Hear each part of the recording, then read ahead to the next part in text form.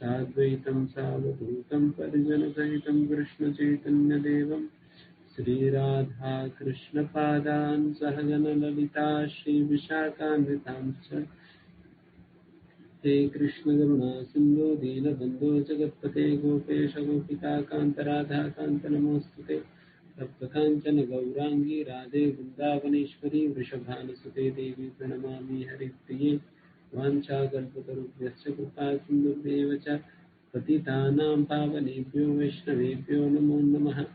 जय श्री कृष्ण चैतन्य प्रभु नित्यानंद श्री अद्वैत गदाधर श्रीवासदि गौर भक्तवृंद हरे कृष्णा कृष्ण कृष्ण हरे हरे हरे राम राम राम हरे हरे।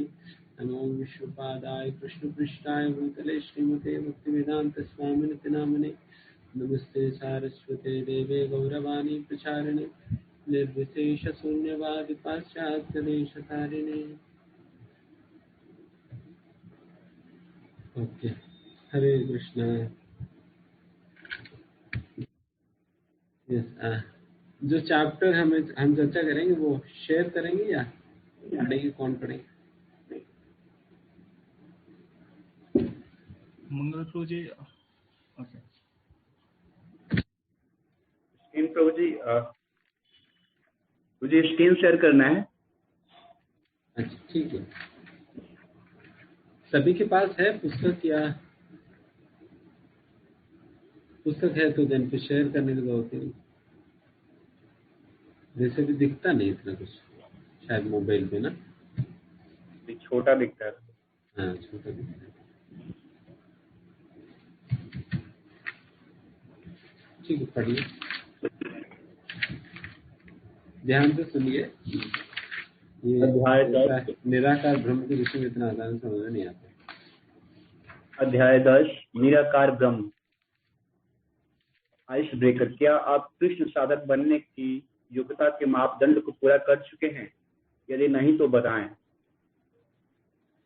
कितने 10 मिनट, जब 15 मिनट। कृष्ण का पवित्र नाम, चरित्र, लीलाएं तथा कार्यकलाप सभी मिश्री के समान आध्यात्मिक रूप से मधुर हैं। यद्यपि अविद्या रूपी पीलिया रोग से ग्रस्त रोगी की जीभ किसी भी मीठी वस्तु का स्वाद नहीं ले सकती, लेकिन यह आश्चर्य की बात है, इन मधुर नामों का नित्य सावधानी पूर्वक कीर्तन करने से उसकी जीभ से प्राकृतिक स्वाद जागृत हो उठता है और उसका रोग धीरे धीरे समूल नष्ट हो जाता है। तात्पर्य: भगवान कृष्ण का पवित्र नाम, उनके गुण, लीलाएं इत्यादि सच्चिदानंद स्वरूप हैं, अतः स्वभाव से ही सबको प्रिय लगने वाली मिश्री के समान अत्यंत मधुर है। किंतु अज्ञान की तुलना पीलिया रोग से की गई है, जो पित्त के स्राव से उत्पन्न होता है। पीलिया से ग्रस्त रोगी की जीभ मिश्री का स्वाद नहीं ले पाती, अपितु पीलिया के रोगी को मीठी वस्तु कड़वी लगती है। इसी प्रकार से अविद्या भगवान के दिव्य सुस्वादु नाम, गुण, रूप तथा लीलाओं का आस्वाद करने की शक्ति को विकृत कर देती है। इस रोग के होते हुए भी यदि कोई अत्यंत सावधानी एवं ध्यान के साथ कृष्ण का पवित्र नाम का कीर्तन करते हुए तथा उनकी दिव्य लीलाओं का श्रवण करते हुए कृष्ण भावना भावित को स्वीकार करता है, तो उसकी अविद्या नष्ट हो जाएगी और उसकी जीभ भगवान की दिव्य प्रकृति तथा उनके साज समान का मधुर आस्वाद प्राप्त करने में समर्थ हो जाएगी। इस प्रकार का आध्यात्मिक स्वास्थ्य लाभ कृष्ण भावनामृत के नियमित अनुशीलन द्वारा ही संभव हो पाता है। ये उपदेशामृत श्लोक 7 का अर्थ और तात्पर्य है। इसके बाद प्रभु जी दूसरा पैराग्राफ शुरू होता है। नहीं, आगे यहाँ तक चर्चा करेंगे फिर उसके बाद।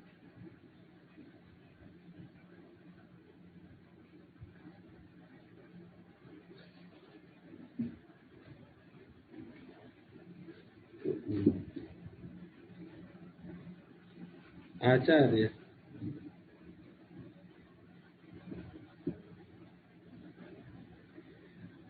यही खासियत है कि बहुत सरल प्रकार से एक साधारण से साधारण लोगों को भी समझ में आने के हिसाब से सिद्धांतों को प्रस्तुत करने में बिल्कुल निपुण होते हैं। तो यहाँ पर रूप गोस्वामी जो कि ये उपदेशामृत का रचना जो की है, तो उनके एक्सपर्टीज सिद्धांत को प्रस्तुत करने में, और हम जैसा मूर्ख लोगों को भी समझ में आने के हिसाब से बहुत सरल रूप से प्रस्तुत कर रहे हैं। कितना आसान पड़ जाता है हमें इस प्रकार की सुंदर उदाहरणों के द्वारा सिद्धांतों को समझना। जैसे यहाँ पर कहा जा रहा है कि वैसा हम शास्त्रों में इतना सुनते हैं, भगवान के नाम कीर्तन, लीला श्रवण, भगवान की सेवा इत्यादि, ये सारा कितना मधुर है और कितना स्वादिष्ट है। इतना स्वाद के विषय में शास्त्रों में बार बार कहने के बावजूद भी हम जब भगवान के नाम लेने लगते हैं बहुत फीका लगने लगती है। We do not feel the taste, उस प्रकार की स्वाद तो नहीं लगता है। जब तो इस प्रकार का स्वाद नहीं लगता है, व्यक्ति बहुत डिमोटिवेट होने लग सकता है। अरे वैसे शास्त्र में कह तो जा रहे हैं कि इस प्रकार का स्वाद मिलेगा, बट उस प्रकार का कहीं अनुभव तो नहीं रहा है, इस प्रकार से सोचने लगता है। बट यहाँ पर जिस प्रकार से कहा जा रहा है कि निश्चित रूप से इस प्रकार की स्वाद की अनुभव नहीं होगी जब हम इस प्रकार से रोगग्रस्त है। जिस प्रकार से जिस व्यक्ति को पीलिया रोग हो जाती है, जॉन्डिस, उन्हें कभी भी किसी भी मीठा चीज की स्वाद नहीं पता चलता है। जब तक उन्हें इस प्रकार की रोग है, स्वाद नहीं पता चलता है। बट जैसा वो रोग ठीक हो जाएगी, वैसे ही उनको उसकी स्वाद आने लगती है। एंड वैसा पीलिया रोग को ठीक करने के लिए भी क्या दवाई है? उस प्रकार की शुगर कैंडी जो होता है या मीठा, वो खाना ही है। आपको कड़वा लगेगा फिर भी खाते रहो, खाते रहेंगे, देन फिर एक दिन वही आपको बहुत स्वादिष्ट लगने लगेगी, जिस प्रकार से एक स्वस्थ व्यक्ति को लगता है। उसी प्रकार से हम अस्वस्थ अवस्था में हमें भी ये भगवान के नाम जो कि इतना स्वादिष्ट है कि रूप गोस्वामी ही एक अन्य जगह इस प्रकार से कहते हैं हरिनाम के विषय में, जब मैं भगवान के नाम लेने लगता हूँ तब मुझे ऐसा अनुभव होने लगती है कि मुझे हजारों की संख्या में मुझे मुंह चाहिए भगवान के नाम, ताकि मैं ज्यादा उच्चारण करूं, और लाखों की संख्या में मुझे कान चाहिए ताकि ज्यादा मैं सुन सकूं। तो उस प्रकार से हम तो एक मुंह और दो कानों को भी लगा नहीं पा रहे, उसी में लेने में हमें स्वाद नहीं लगता। तो इस प्रकार से उन लोगों को उतना स्वाद के अनुभव हो रहे हैं। तो ये इसलिए क्योंकि वो लोग इस प्रकार के रोग से निवृत्त हो चुके हैं। रोग से निवृत्त हो जाने के कारण उनको इस प्रकार के स्वाद आता है भगवान के नाम लेने में, कथा सुनने में। जैसा परीक्षित महाराज को प्यास भूख का भी अनुभव ही नहीं हुआ 7 दिन तक, बल्कि बार बार सुखदेव गोस्वामी याद तो दिला रहे थे, कुछ खाकर तो आ जाओ, मैं आपको टी ब्रेक दे देता हूँ, लंच ब्रेक दे देता हूँ, आप जाओ, कुछ खाओ, कुछ पियो, कुछ आराम कराओ। कहते हैं अरे मुझे लंच ब्रेक वगैरह कुछ नहीं लेने का, मुझे आप तो साधारण पानी पीने के लिए क्यों कह रहे हो, आप तो मुझे अमृत पिला रहे हैं। तो अमृत को छोड़कर मैं पानी पीने थोड़े जाऊंगा, तो मुझे अमृत ही पीने दो, पानी तो बाद में देखा जाएगा। तो इस प्रकार से वो भागवत कथा सुनने में ही लगे थे। ये लक्षण है। स्वाद जब व्यक्ति को लग जाता है, देन उनको बाहरिक चेतना नहीं रहता, या बाहरिक जो जरूरतों की आवश्यकता उनको लगता नहीं है। ऐसा नहीं कि अरे प्रसादन का समय हो गया तो प्रसादन खाना है, तो बार बार घड़ी की ओर देख रहे हैं कि नहीं जाना है, या किचन में क्या बन रहा है, तो ये सारा ध्यान में नहीं आता उनकी। बिकॉज वो लुप्त है भगवान के नाम, ये लक्षण होता है। तो उस प्रकार के स्वाद हमें भी आएगी जब हम इस प्रकार से श्रद्धा के साथ भगवान के नाम मतलब लगातार लेते रहने पे, क्योंकि वो जो रोग हमारी इस प्रकार की बद्ध अवस्था के कारण बनी है, वो रोग ठीक हो जाने पे हमें विश्वास आने लगे। इसलिए बल उसी प्रकार के विश्वास के साथ, जिस प्रकार के विश्वास के साथ ये पीले रोग वाले दवाई लेता रहता है, तो उसी प्रकार से हम भी दवाई लेना चाहिए। हमारे लिए दवाई क्या है? भगवान के नाम है, और डाइट क्या है? भगवान का प्रसाद है। तो इस प्रकार से सही प्रकार से डाइट ले लीजिए एंड भगवान का नाम लीजिए। इसलिए भगवान के नाम को मुकुंदमाला स्तोत्र में इस प्रकार से कहा जाता है कि औषधि से तुलना किया जाता है, दवाई।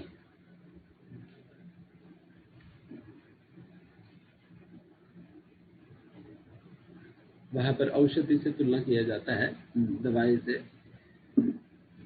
वहां पर कहते हैं कि मुनि मनोवृत्ति प्रवृत्त औषधम। हमारा जो एटीट्यूड जो होता है, प्रवृत्ति, एटीट्यूड, स्वभाव, उस प्रकार से अपने स्वभाव को बदलने का या उसे ठीक करने का औषधि के रूप में व्यवहार करती है ये भगवान के नाम। उसी प्रकार से यहाँ पर भी भगवान के नाम को औषधि के रूप में ही प्रस्तुत किया जा रहा है। ये बेसिकली उपदेशामृत से श्लोक है। स्यात् कृष्ण नाम चरिताति सीतापि अविद्या पित्तोपतप्त रसनस्य न रोचिकानु किन्तु आदरात् अनुदिनं कलुषैव दुष्टा स्वाद्विक्रमात् भवति तद्गतमूलहन्त्री।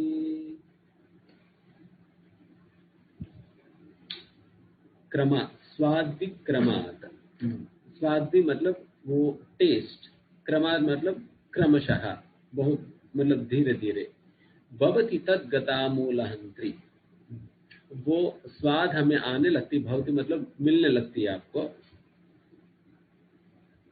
जैसा जैसा वो तद्गत मूलहंत्री, जैसा जैसा वो बीमारी आपका ठीक होने लगती है, वैसे वैसा आपको स्वाद आने लगती है। बट उसके लिए आपको क्या करना होगा? किंतु आदरात् अनुदिनं कलुषैव जुष्टा। फिर उसके लिए हमें क्या करना है कि बहुत आदर की भावना के साथ, बहुत केयरफुली, आदरात् मतलब बहुत केयरफुली, अत्यंत सतर्कता के साथ भगवान के नाम हमें अनुदिनम, प्रतिदिन इस प्रकार से लेते रहना होगा। कलुषैव जुष्टा, जैसा दवाई का कोर्स होता है ना, कोई भी दवाई का मतलब डॉक्टर कहते हैं कि देखिए 5 दिन आप लगातार यूज करो। कभी कभी कोई क्या करते हैं कि 3 दिन लेता है, 4th दिन छोड़ देता है। तो अभी रिसेंटली एक डिवोटी का ऐसे ही हुआ कि उनको पहले एक मतलब माइग्रेन जैसा बहुत सीवियर हेडेक था, उनको डॉक्टर ने कुछ दवाई वगैरह दिया, उन्होंने दवाई उपयोग किया, फिर उनका हेडेक वगैरह ठीक हो गया। फिर ठीक होने के बाद वो दवाई लेना छोड़ दिया उन्होंने। देन फिर अभी 1 महीने हुआ, दोबारा उनको हेडेक आने लगी। फिर डॉक्टर ने पूछा, अरे मैंने कहा था कि आपको कोर्स कंप्लीट करने के लिए आपने किया नहीं। तो उन्होंने कहा कि प्रोजी जैसा मेरा सिर दर्द ठीक होने लगे तो फिर मैं दवाई भी बंद कर दिया। फिर उनको दवाई वापस शुरुआत से स्टार्ट करना पड़ रहा है। शुरुआत से दोबारा कोर्स कंप्लीट करना है ना, दोबारा शुरुआत करना पड़ रहा है। फिर स्टार्टिंग से दोबारा शुरुआत करो करके इनको दोबारा शुरुआत करना है। तो उसी प्रकार से नाम जब भी औषधि की तरह है, कोर्स है, तो वो भी आप कंप्लीट करो, वो भी आपको कंप्लीट करनी चाहिए। इसलिए इस प्रकार से ही इस कॉर्म में देखा जाता है कि अगर किसी का बीच में अगर कभी 1 दिन में छूट जाता है, देन उनकी जबकि कंटिन्यूटी उसी दिन से काउंट होता है जिस दिन में उन्होंने छोड़ दिया। मान लीजिए 2 साल तक उन्होंने किया, 1 साल तक उन्होंने किया और फिर उसके बाद एक दिन उन्होंने छोड़ दिया, देन फिर 1 और साल उन्होंने किया, तभी कंटिन्यूअस नाम जप की समय कितना माना जाएगी? 1 ही साल माना जाएगी, 1 साल माना जाएगी। तो कोर्स दोबारा शुरू हो जाता है, एक दिन भी आप छोड़ देंगे तो इसलिए कभी नहीं छोड़ने का। इसलिए यहाँ पर स्पेसिफिकली रूप गोस्वामी मेंशन करते हैं किंतु आदरात अनुदिनम, अनुदिनम प्रतिदिन करनी है, प्रतिदिन करनी चाहिए। कलुषैव दुष्टा, तभी हम इस नेचुरली इस प्रकार की स्वाद हमें भी प्राप्त होने लगेगी। और उसके लिए जितने भी नीति नियम वगैरह हमें बताए जा रहे, जिस प्रकार से डॉक्टर अनेक प्रकार से नीति नियम बताते हैं, देखिए आपको इस प्रकार से रहना चाहिए, तो ये ज्यादा मत खाओ और आप अभी बहुत ज्यादा वजन मत उठाओ, इस प्रकार से कुछ रिस्ट्रिक्शंस बताते हैं। एग्जैक्टली उन सारे रिस्ट्रिक्शंस को पालन करना होगा। उसी प्रकार से भक्ति में भी कुछ नीति नियम है, आपको दवाई दे दी गई है, डाइट बता दिया गया है, एंड नीति नियम भी बताए जा रहे हैं क्या क्या आपको पालन करनी है। वो सारा सात्विकता में हमें ले आती है, इसलिए उस प्रकार के नीति नियम का पालन हमें करनी चाहिए। तो ये सारे चीजें आप करेंगे तो दिन फिर आपका बहुत जल्दी प्रगति होने लगेगी। तो ये सारी बातें यहाँ पर चर्चा की गई है। ठीक है, फिर हम आगे बढ़ते हैं, निराकार ब्रह्म के विषय में पढ़ेंगे।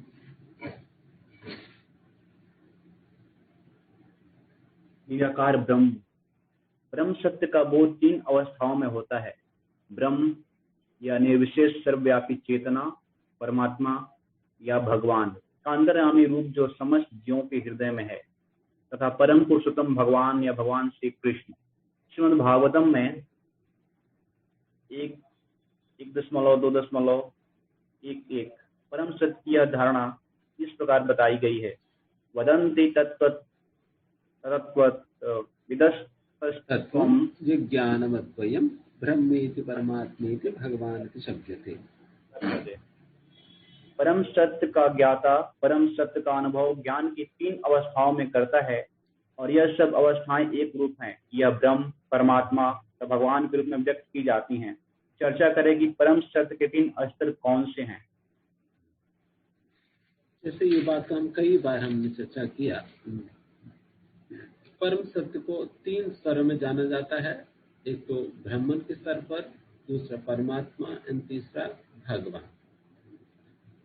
ब्रह्मन के रूप में परम सत्य को समझना ये अपूर्ण समझ है परम सत्य के विषय में, और उसी प्रकार से परमात्मा के रूप में परम सत्य को समझना ये भी पूरा नहीं है, ये भी अपूर्ण नहीं है। परम सत्य का कंप्लीट अंडरस्टैंडिंग क्या है? परम सत्य को भगवान मानना, ये कंप्लीट अंडरस्टैंडिंग है। तो इस प्रकार से व्यक्ति ग्रेजुअली ब्रह्मन के अंडरस्टैंडिंग में आएगा, फिर परमात्मा के अंडरस्टैंडिंग में आएगा, फिर भगवान के अंडरस्टैंडिंग में पहुंच पाएगा। बट भक्तों के केस में अगर किसी भक्त की विशेष कृपा होने पे व्यक्ति सीधा भगवान के अंडरस्टैंडिंग में पहुंचने का एक सुगम रास्ता है। भक्तों के केस में सीधा हमें तो हम कहा ब्रह्मन को समझे, कहा परमात्मा को समझने की जरूरत पड़ा, हम सीधा भगवान को ही समझने का प्रयास कर रहे हैं ना। उस भगवत तत्व में भी सबसे ऊंचे प्रकार के तत्व भगवान कृष्ण को ही हम समझ रहे हैं। तो इस प्रकार की फैसिलिटी या कहो, या इस प्रकार की बेनेडिक्शन कहो, ये गुरुजनों की वजह से, भक्तों की वजह से हमें प्राप्त होती है। सीधा भगवान के विषय में समझने का एक मतलब मौका। तो बाकी अब आगे और चर्चा करने पे अब ब्रह्मन, परमात्मा और भगवान के विषय में और विस्तार रूप से चर्चा की जाएगी। पढ़िएगा।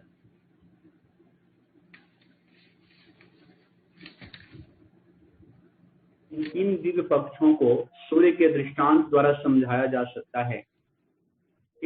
उनके 3 भिन्न पक्ष होते हैं, यथा धूप प्रकाश जिसे कहते हैं, सूर्य की सतह तथा सूर्य लोक स्वयं। जो सूर्य के प्रकाश का अध्ययन करता है वह नवशिखिया है। जो सूर्य की सतह को समझता है वह कुछ आगे बढ़ा हुआ होता है, और जो सूर्य लोक में प्रवेश कर सकता है वह उत्तम ज्ञानी है। जो नवशिखिया सूर्य प्रकाश, उसकी विश्व व्याप्ति तथा उसकी निर्विशेष प्रकृति के अखंड तेज के ज्ञान से ही संतुष्ट हो जाता है, वह उस व्यक्ति के समान है जो परम ब्रह्म रूप को ही समझ सकता है। जो व्यक्ति कुछ अधिक जानकार है वह सूर्य गोले के विषय में जान सकता है, जिसकी तुलना परम सत्य के परमात्मा स्वरूप से की जाती है। जो व्यक्ति सूर्य लोक के अंतर में प्रवेश कर सकता है उसकी तुलना उससे की जा सकती है जो परम सत्य के साक्षात रूप की अनुभूति प्राप्त करता है। अतः जिन भक्तों ने परम सत्य के भगवान स्वरूप का साक्षात्कार किया है वे सर्वोच्च अध्यात्मवादी हैं।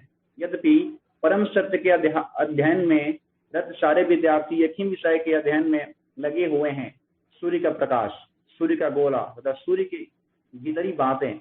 इन बातों को एक दूसरे से विलग नहीं किया जा सकता।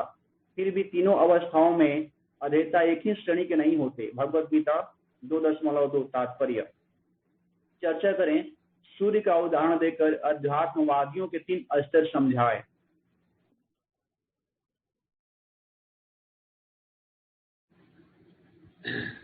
जैसे देखिए,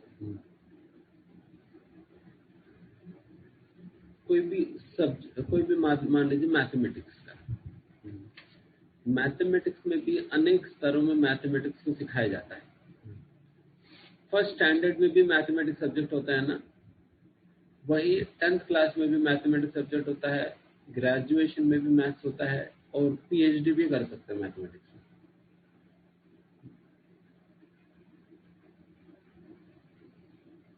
बट जो फर्स्ट स्टैंडर्ड में सिखाने वाली मैथमेटिक्स, वो आप ये नहीं कह सकते वो गलत है,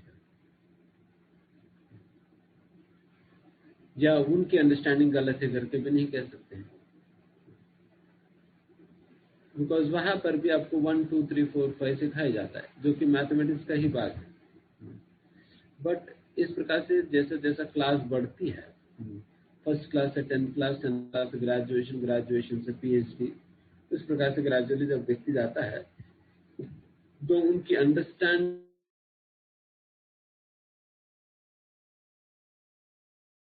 कंप्लीटनेस की ओर आगे बढ़ते हैं। बट किसी का भी गलत नहीं है, फर्स्ट स्टैंडर्ड वाले की भी गलत नहीं है, 10वीं कक्षा वाले को भी गलत नहीं है, और ग्रेजुएशन वाले की भी गलत नहीं है। बट उनकी अंडरस्टैंडिंग वैसे वैसे इवॉल्व होती है।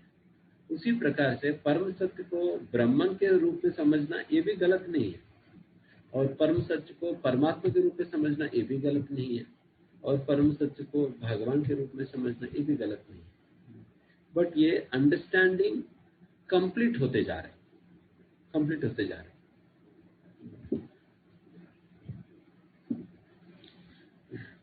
बट एक प्रकार से गलती ये हो सकता है कि अगर एलकेजी वाला कहने लगे मैथमेटिक्स मतलब 1 2 3 4 5 6 7 8 9 10, उसके अलावा कुछ है ही नहीं, बाकी सब कुछ बाढ़ में जाए, बाकी कोई मैथमेटिक्स नहीं है, मैथमेटिक्स मतलब नंबर से बस, और कुछ मैथमेटिक्स नहीं है, बाकी जो कुछ भी कहेगा वो सारा झूठ है। इस प्रकार से कहना गलत है ना, इस प्रकार से कहना गलत है। वही कई बार ये ब्रह्मवादी लोग कहने लगते हैं हमारी अंडरस्टैंडिंग कंप्लीट है करके कहते हैं, वहां पर उन लोगों की गलती है। समझना चाहिए कि mathematics is much much beyond the numeric system. केवल नंबर्स के परे भी काफी कुछ है मैथमेटिक्स। इस प्रकार से उनको समझना चाहिए। अगर ये एक्सेप्ट करे देन कोई दिक्कत नहीं है, देन उनकी अंडरस्टैंडिंग इवॉल्व होगा। अगर हम ये ठान कर बैठ जाए नहीं मैथमेटिक्स मतलब इतना ही है और कुछ आगे जानने की जरूरत नहीं है। अगर ऐसे टान कर बैठ जाए देन फिर उस व्यक्ति का जो ग्रेजुअल प्रोग्रेशन है वो नहीं होगा, देन वो समझने का प्रयास नहीं करेगा। आगे आप सिखाओगे मल्टीप्लिकेशन एडिशन, वो सीखेगा नहीं, वो कहेगा अरे ये तो आउट ऑफ मैथमेटिक्स है, ये मैथमेटिक्स नहीं करके बता देगा। तो इस प्रकार से ये गलती है ब्रह्मवादी में। तो इस प्रकार से ब्रह्मन, परमात्मा और भगवान, ये भगवान के रूप में परम सत्य को समझना, ये कंप्लीट अंडरस्टैंडिंग है। परम सत्य का कंप्लीट अंडरस्टैंडिंग कहा जाता है।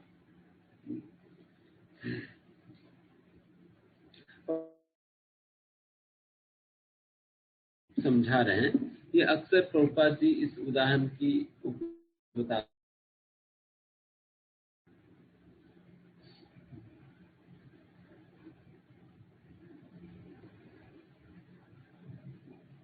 जैसा अगर आप छोटे बच्चों को, अगर छोटे बच्चा अगर पूछे कि माँ सूर्य कौन है, क्या है, देन माँ उन्हें बाहर ले जाएगी,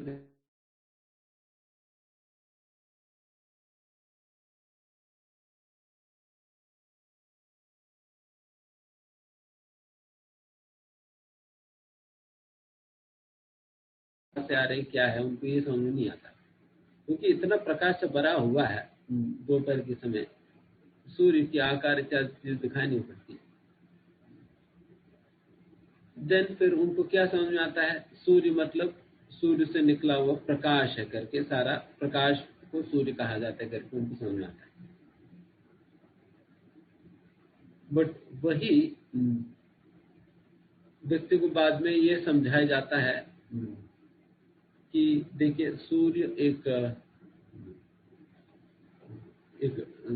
प्लैनेट है, या हमारा अर्थ जिस प्रकार से प्लैनेट है, सूर्य का भी एक बहुत बड़ा गोला है, और वहीं से इस प्रकार के प्रकाश वगैरह आता है। तो ये सारा को समझाया जाता है। देन फिर उनको ये अंडरस्टैंडिंग मिलता है, सूर्य मतलब एक गोल सा, उस प्रकार से गोल से एक बहुत बड़ा ऑब्जेक्ट है जहां से ये सारा प्रकाश निकल रही है। मैं आज तक तो सूर्य मतलब प्रकाश ही मान रहा था, बट अभी मुझे ये बात समझ में आया कि सूर्य केवल प्रकाश ही नहीं, बल्कि जिस स्थान से प्रकाश सारा कुछ निकल रहा है वो सूर्य है। बट वही एक जब वैदिक पुस्तकें वगैरह पढ़ने लगेगा, देन फिर उन्हें ये बात समझ में आने लगी कि सूर्य केवल एक मतलब एक भूखंड ही नहीं है, बल्कि सूर्य के ऊपर जब व्यक्ति पहुंचेगा उनको वहां पर वैरायटी दिखाई पड़ेगी। सूर्य भगवान दिखाई पड़ेंगे अपने घोड़ों को चलाते हुए, कई घोड़े दिखाई पड़ेंगे, सूर्य भगवान दिखाई पड़ेंगे, वहां पर भी कई लोग दिखाई पड़ेंगे। तो ये सारा कुछ वैरायटी दिखने लगी। देन ये कंप्लीट अंडरस्टैंडिंग कहा जाता है। ये कंप्लीट अंडरस्टैंडिंग कहा जाता है, सूर्य के व्यक्तिगत रूप से मानना, ऐसा कुछ। तो इस प्रकार से ये 3 स्तरों पे सूर्य को जो समझना, ये ब्रह्मन, परमात्मा और भगवान के अंडरस्टैंडिंग से तुलना किया जा रहा है। ब्रह्मन मतलब सूर्य को केवल प्रकाश मानना, और परमात्मा मतलब सूर्य को एक गोलाकार एक ऑब्जेक्ट मानना, एंड भगवान मतलब सूर्य को सूर्य भगवान के रूप में पहचानना, एक व्यक्ति है इस प्रकार से पहचानना। ये तीनों ही सूर्य का ही अंडरस्टैंडिंग है। सूर्य रश्मि, सूर्य ग्रह और सूर्य भगवान, ये तीनों ही वही सूर्य का ही समझ है। तो उसी प्रकार से भगवान परम सत्य को भी ब्रह्मन के रूप में, ब्रह्मन मतलब ब्रह्म ज्योति है, भगवान की शरीर से निकला हुआ कांति है, और वैसा कांति के रूप में समझना, और परम सत्य को परमात्मा के रूप में समझना, परम सत्य को भगवान के रूप में समझना, ये 3 स्तर है। ठीक है, फिर आगे बढ़ेंगे।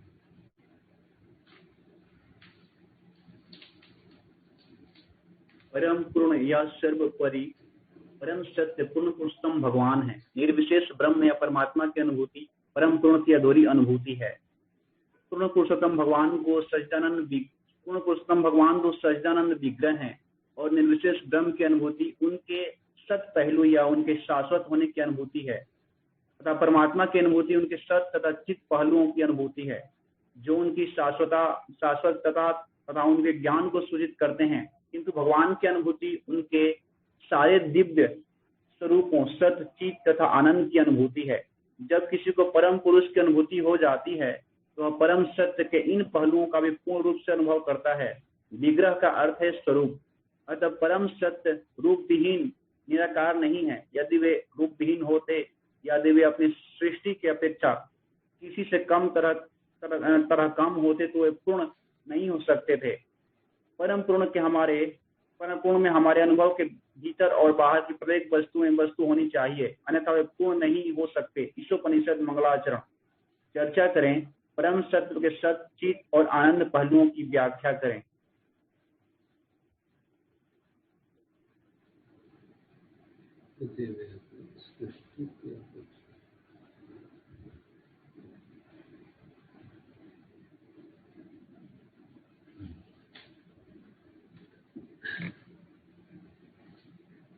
यहाँ पर ये दो बातें कहा जा रही है। एक तो जैसा ब्रह्म संहिता में ब्रह्मा जी परम सत्य के विषय में बताते हुए इस प्रकार से कहते हैं, ईश्वरा परमा कृष्ण सच्चिदानंद विग्रह अनादिरादिबोध सर्व कारण।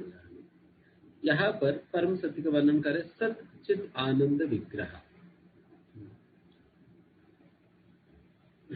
मतलब ये जो विग्रह मतलब स्वरूप है, आकार है, और वैसा भगवान के आकार किन चीजों से बनाई गई है?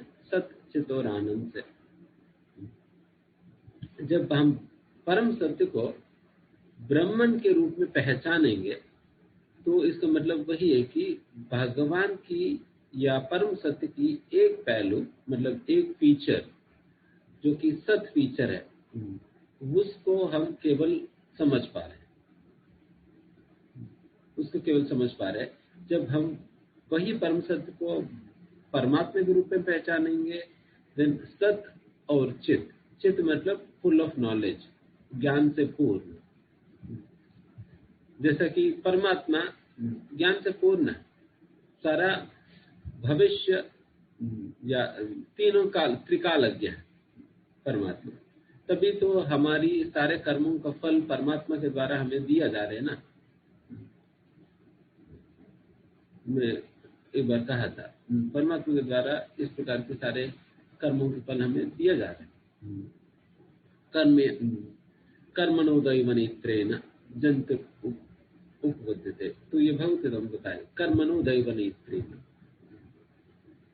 भगवान के सुपरविजन में हमें अपने कर्म मिलता है। तो फिर यहाँ पर भगवान की कौन सा फीचर की सुपरविजन में? परमात्मा के सुपरविजन में हमें मिलता है हम अपने कर्म फल। तो इस प्रकार से परमात्मा पूरा ज्ञाता है सारी चीजों की, एंड ऑलरेडी सत फीचर तो है ही, एटर्नली मतलब एटर्नली एग्जिस्टिंग है, शाश्वत समय से एग्जिस्टिंग है। तो इस प्रकार से इन दोनों फीचर्स की परमात्मा साक्षीभूत है। तो फिर वही जब परम सत्य को भगवान के रूप में पहचानने का मतलब यह है कि आप सत चित और आनंद तीनों को आप समझ पा रहे।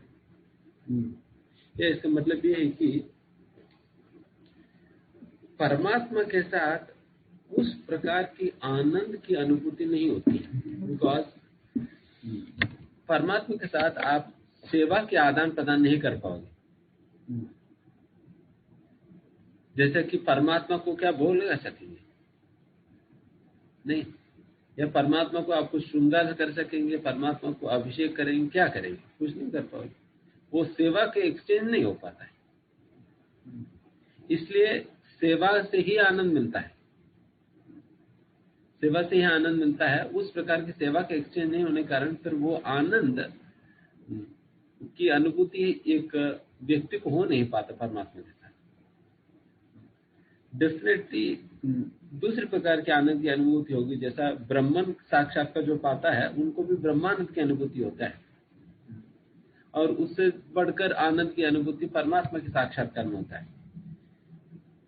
बट जो कंप्लीट आनंद की अनुभूति, जिस आनंद को एक जीव चाहता है, असलियत में उस प्रकार के आनंद की अनुभूति तो आपको ब्रह्मन में भी नहीं मिलता, परमात्मा में नहीं मिलता, वो केवल भगवान में ही मिलता है, क्योंकि वहां पर भगवान की सेवा की जा सकती है, सेवा की एक्सचेंज हो सकता है। इसलिए केवल भगवत साक्षात्कार में ही यहाँ पर सत चित आनंद, इन तीनों बातों की साक्षात्कार आपको भगवान में ही प्राप्त होगा। बाकी जगह पर तो आपको केवल सत की साक्षात्कार होगी या सचित की साक्षात्कार होगी, पर सचित आनंद तीनों के साक्षात्कार को आप भगवान में ही पा सकते हैं। तभी समझ में आया कि ये सत क्या है, और चित की मतलब वही है कि परमात्मा सब कुछ जानते हैं, सर्वज्ञाता है, हमारा कर्म फल वगैरह भी दे रहे हैं, बट उनके साथ आप सेवा के आदान प्रदान नहीं कर सकते हो। वो सेवा के आदान प्रदान नहीं होने के कारण फिर आपको परमात्मा से आनंद नहीं मिलेगी। वही भगवान के केस में तो आपको वो आनंद का भी अनुभूति आपको होने लगेगी। इसलिए भगवान को सच्चित आनंद, तीनों का मूर्तिमान स्वरूप माना जाता है, सच्चित आनंद, इस प्रकार से। इसलिए भगवान के रूप में परम सत्य को पहचानना ये कंप्लीट अंडरस्टैंडिंग, क्योंकि ये तीनों ही बात जो कि सच्चित आनंद, ये तीनों ही बातों की साक्षात्कार या अनुभव आपको भगवान में प्राप्त होगा। जैसे भगवान का स्वरूप भी शाश्वत है और भगवान भी सारे बातों की ज्ञाता है, और साथ ही साथ भगवान सेवा भी स्वीकार कर सकते हैं और सेवा का रेसिप्रोकेशन भी कर सकते हैं। तो इस प्रकार से तीनों बातों की आपको अनुभव भगवान में प्राप्त होगा। इसलिए भगवान की अंडरस्टैंडिंग, भगवान के रूप में परम सत्य को समझना ये कंप्लीट है। नेक्स्ट कहा जा रहा है कि वो रूप के विषय में बता रहे हैं ना। देखिए, मतलब हम सभी लोगों का रूप है, और हमारा अनुभव में हमारे पिताजी का भी रूप है और उनके पिताजी का भी रूप है, परदादा का भी रूप है, सभी का ही रूप है। इन सभी लोगों को रूप है, और भगवान जो कि इन सभी लोगों का परम पिता है, उनको कोई रूप क्यों नहीं होगा? फिर भगवान की सृष्टि ही हम सभी है जिनको इस प्रकार की रूप दी गई है, और भगवान स्वयं जो कि हम सभी लोगों का सृजन करता है, वैसा भगवान को क्यों रूप नहीं होगा? हमसे भगवान कम क्यों होंगे? भगवान हमसे बेहतर होनी चाहिए ना। दूसरे प्रकार से भगवान में, क्योंकि जैसे भगवत गीता में कहा जाता है अहम सर्वस्य प्रभु, सब कुछ भगवान से ही प्रकट हुआ है, तो ये रूप भी तो भगवान से ही तो प्रकट हुआ है। तो कई ऐसा चीजें भी है इस दुनिया में जिसका कोई रूप नहीं है, इसलिए वो भी तो भगवान से ही प्रकट हुआ है, और जिनका रूप है वो भी भगवान से ही प्रकट हुआ है। तो इस प्रकार से जिनका रूप है, जिनका रूप नहीं है, दोनों ही जो है भगवान से ही प्रकट हुए हैं। तो इसका मतलब यह है कि भगवान में ये दोनों ही बातें होनी चाहिए, रूप भी होना है और रूप नहीं भी होना है। ये दोनों फीचर्स भगवान के अंतर्गत होनी चाहिए। इसलिए जो चैतन्य महाप्रभु ने अचिंत्य भेदा भेद तत्व जो बताए थे, समझाए, हमें दिए है, तो उस अचिंत्य भेदा भेद तत्व के हिसाब से हम ये स्वीकार करते हैं भगवान का रूप है और नहीं भी है। Simultaneous oneness and difference.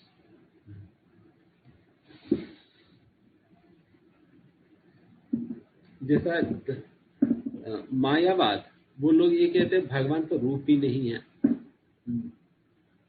और जो द्वैतवाद वो कहते हैं कि भगवान का रूप ही है, दूसरा फीचर नहीं है, मतलब निराकार वाला फीचर नहीं है भगवान में। बट अचिंत्य भेद भेद तत्व ये कहते हैं कि दोनों है।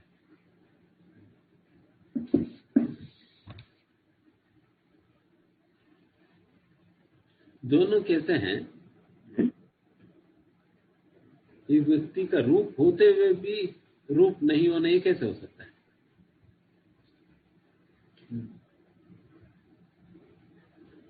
ये कैसे है कि भगवान व्यक्तिगत रूप से उनकी रूप है, बट भगवान का शक्ति और भगवान दोनों भिन्न है ना। भगवान की शरीर से निकला हुआ कांति भगवान की शक्ति ही है, और वो भी भगवान से अभिन्न है। तो भगवान अपनी शक्ति के रूप में जो सर्वव्याप होते हैं, उस प्रकार से भगवान का रूप नहीं है। जो भगवान के शरीर से निकला हुआ प्रकाश को जब हम भगवान से अभिन्न मानते हैं, तो वैसा अभिन्न जो भगवान के प्रकाश है, उसको जब हम भगवान के रूप में मानने लगेंगे, देन फिर रूप नहीं है। पर भगवान का तो व्यक्तिगत रूप है। जैसे ब्रह्मा जी कहते हैं, आलोल चंद्र कलशत वनमाल्य वंशी श्यामम त्रिभंग ललितम नियत प्रकाशम गोविंदमादि पुरुषम तमहम भजामि।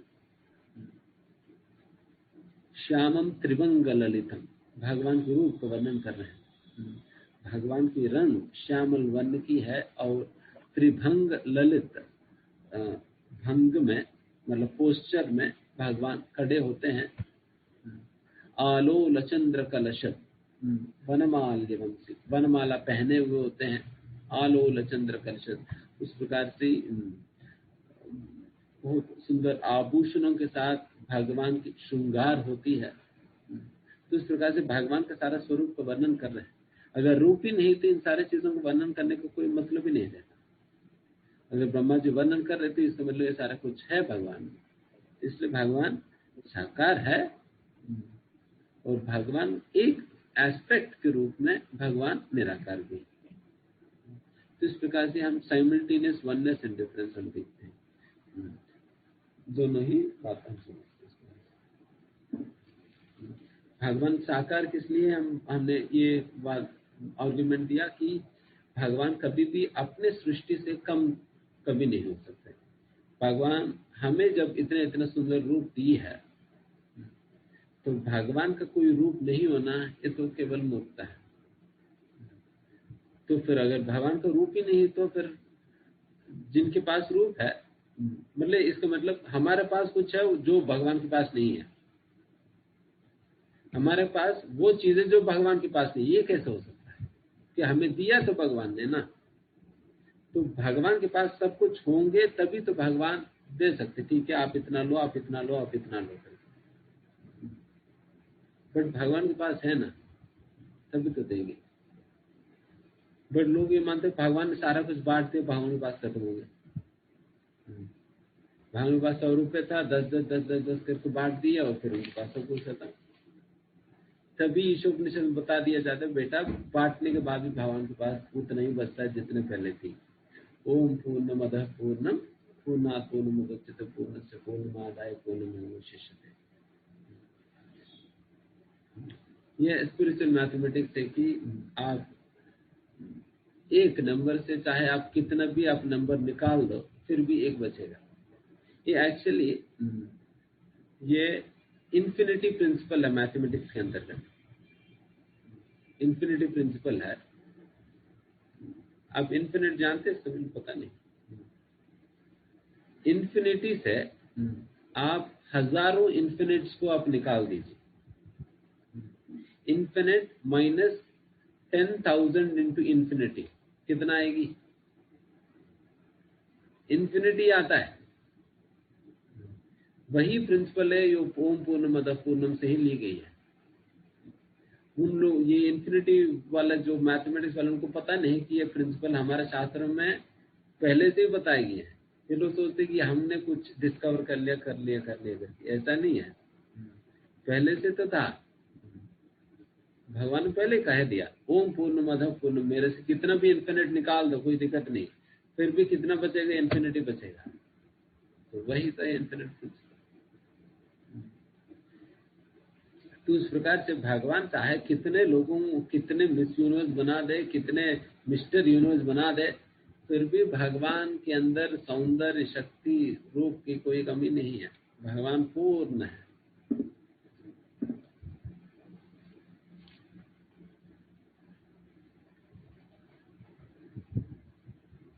क्योंकि सबसे बड़ा प्रॉब्लम भगवान को समझने के संदर्भ में यह आता है कि जब हम भौतिक गुणों को भगवान के ऊपर थोपने लगते हैं,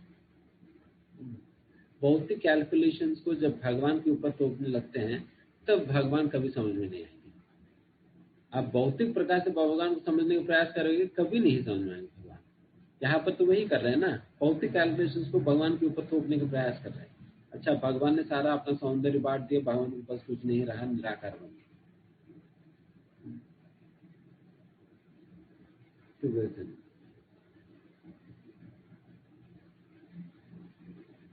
इसलिए भगवान कभी भी अपने सृष्टि से कभी कम नहीं होते हैं, बल्कि इस सृष्टि के अंतर्गत जो इस सृष्टि के अनुभव में जो कुछ भी है वो सारा कुछ भगवान के अंदर देखा जाता है, और उससे ज्यादा ही इस सृष्टि का हमारा अनुभव में जो चीजें नहीं भी है वो चीजें भी भगवान में देखा जा सकता है। तो ये भगवान की वैशिष्ट है। ठीक है, फिर आगे परम सत्य के वो पढ़िए आगे।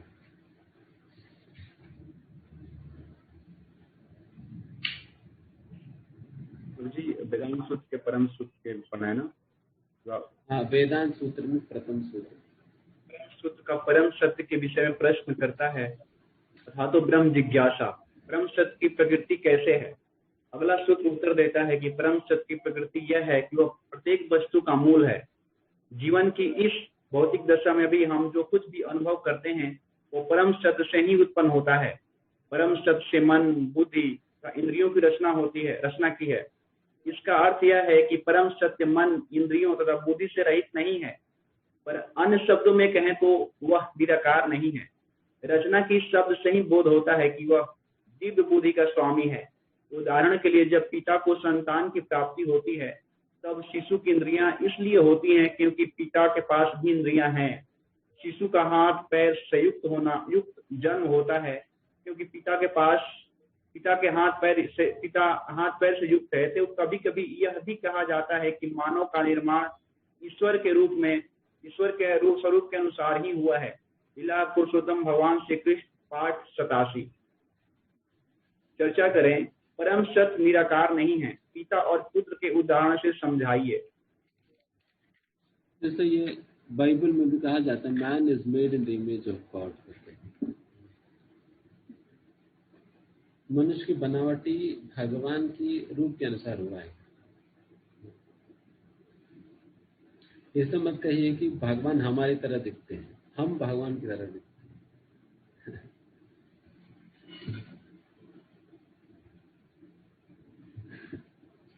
तो इस प्रकार से अगर भगवान के सारे इंद्रिय है तभी तो हमें भी इस प्रकार के सारे इंद्रिय है। हमारे पिता को है तो हमें मिला है, तो उसी प्रकार भगवान के अंदर सारा इंद्रिय इत्यादि चीजें हैं, तभी तो हमें भी मिला है। इसलिए भगवान के दिव्य इंद्रियों को संतुष्ट करने की बातें शास्त्र में किया जाता है। बट डेफिनेटली भगवान की इंद्रिय, रूप इत्यादि चीजें जब हम समझते हैं, कभी भी भौतिक इंद्रिय, भौतिक आकार के रूप में हमें नहीं समझना चाहिए। जैसे भगवान की इंद्रिय भौतिक नहीं, इसका अर्थ क्या होता है कि जैसे ब्रह्म संहिता में कहा जाता है, अंगान यस्य सकलेन्द्रिय वृत्तिमन्ति पश्यन्ति पान्ति कलयन्ति चिरं जगन्ति आनंद चिन्मया। क्या है? रसोज्वल विग्रह से गोविंदमादि पुरुषं तमोजामि। जैसे यहाँ पर कहा जाए, अंगानि यस्य मतलब जिनकी, अंगानि मतलब जिनकी इंद्रिय, अंगानि यस्य जिनकी इंद्रिय, सकल इंद्रिया सारे इंद्रियों का, वृत्ति मतलब उनकी कार्य, वृत्तिमंती उनकी कार्य करने में सक्षम है। इसका मतलब यह है कि भगवान की हर एक इंद्रिय बाकी सारे इंद्रियों की कार्य करने में सक्षम है। इसका मतलब भगवान अपने आंखों से हम केवल अपने आंखों से देख सकते हैं, बट भगवान अपने आंखों से सुन भी सकते हैं, देख सकते हैं, सूंघ सकते हैं, खा सकते हैं, सब कुछ करेंगे भगवान। और संतानोत्पत्ति भी कर सकते हैं भगवान केवल देखने से। जैसा भगवान, जब आप भोग लगाने जाते हो, भगवान कैसे गाते हैं? भगवान देखकर खा लेते हैं। और जब सृष्टि के समय भगवान सृष्टि कैसे किए थे, सारा जीवों को प्रकृति के अंदर कैसे प्रवेश कराया? भगवान जो प्रकृति होता है, केवल उसकी ओर नजर मारते हैं। बस नजर मारने से भगवान की शरीर से सारा जीव प्रकृति के अंदर प्रवेश कर जाती है, प्रकृति इम्प्रेग्नेट हो जाती है, प्रकृति फिर सभी जीवों को कंसीव करती है, देन फिर सभी लोग जन्म लेने लगते हैं केवल दृष्टि मात्र से। वहां पर कोई संभोग नहीं है, केवल दृष्टि का देखने मात्र। उस प्रकार से भगवान देखने मात्र से संतानोत्पत्ति भी कर रहे हैं, भगवान देखने मात्र से खा भी रहे हैं।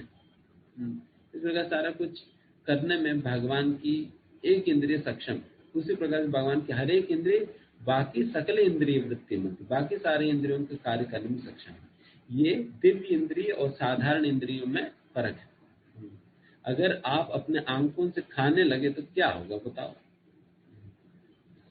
खाने से पानी पानी आ जाएगी। आप कोई अगर फीका सा आप डाल दिया मान लो आंखों पे, तो क्या होगा? छोटा सा ये क्या है, धूली अगर आकर हमारे आंखों पे गिर जाएगी तो आंख पर ऐसे ऐसा करने लगते हैं। अगर खाना ही डाल देंगे तो ये हो जाएगी। तो उस प्रकार से भगवान सब कुछ कर सकते हैं। तो ये साधारण इंद्रियों और भगवान की इंद्रियों में फर्क है। बट फर्क होने का मतलब ये नहीं कि भगवान की इंद्रिय ही नहीं करके कहना ये गलत है, ये गलत है। तो यही बात यहाँ पर समझाई जा रही है। भगवान की इंद्रिय है, बट भगवान की इंद्रिय साधारण नहीं है। उसी प्रकार से भगवान का रूप है, भगवान का रूप है, बट भगवान का रूप साधारण नहीं है। जैसा हम उस दिन भागवतम क्लास में चर्चा कर रहे थे ना, जिस प्रकार से भगवान का रूप को देखने मात्र से नारद मुनि का हृदय कितना संतुष्ट हो गया, उनकी सारा डिस्टर्बेंस, एजिटेशन सब कुछ शांत हो गया। ये प्रभाव पड़ता है जब भगवान के दिव्य रूप के दर्शन किया जाता है। वही साधारण किसी का रूप देखने से व्यक्ति विचलित होते हैं, बट यहाँ पर भगवान के रूप देखने से तो यहाँ पर विचलित होने की बजाय यहाँ पर व्यक्ति पूर्ण रूप से संतुष्ट हो रहे हैं। तो ये भगवान के रूप के प्रभाव है। एंड हमारा रूप क्या है? भौतिक रूप तो वो तो कालांतर में वो तो खत्म हो जाता है। आज की मिस यूनिवर्स कल को तो बूढ़ी दादी माँ बन जाएगी, दांत बांत सारा टूट जाएगी। तो फिर उस समय क्या है, कह रहे मैं मिस यूनिवर्स भी पहले, तो फिर कोई देखने वाला नहीं है। बस उन्हीं कुछ सालों के लिए रहेगी बस सौंदर्य। बट भगवान के सौंदर्य, जैसे ब्रह्मा जी कहते हैं, पुराण पुरुषम नव यौवनम च। आप सबसे पुराने पुरुष, बट फिर भी आपकी सौंदर्य कैसे है? नव यौवनम च। आप नित्य नव यौवन रहते हो, हमेशा आप युवक की तरह ही रहते हो। भगवान की एक पर्टिकुलर एज होता है, उसी उम्र की युवक की तरह ही प्रतीत होते हैं भगवान हमेशा। उनका कुछ 17 साल या ऐसा कुछ महीने, कुछ दिन ऐसा कुछ होता है। उस उम्र की एक लड़का कैसे दिखते हैं, उसी प्रकार से भगवान दिखते हैं। ऐसा नहीं कि भगवान का मूंछ आ गया, दाढ़ी आ गया, भगवान को शेविंग करना होगा, तो ये सारा चीजें नहीं होता है। तो भी भगवान को मूंछ तो आप कुरुक्षेत्र युद्ध में भी तो देखो, भगवान 125 साल के हैं, मतलब उस प्रकार की 150 साल हुआ भगवान की प्रकट होकर। बट भगवान का कोई मूछ वूछ दाढ़ी वाड़ी तो दिखाई नहीं पड़ेगी। भगवान का बाल बाल सारा सफेद हो गया, ऐसा नहीं होता है ना। तो ये भगवान की दिव्य रूप, इसलिए ये फर्क है दिव्य रूप में और साधन में। उसी प्रकार से इंद्रियों के केस में नहीं होता है। तो इस प्रकार से सारी ही चीज भगवान के विषय में सिमिलर है, बट भगवान की दिव्य है और हमारे साधारण है। तो ये फर्क है।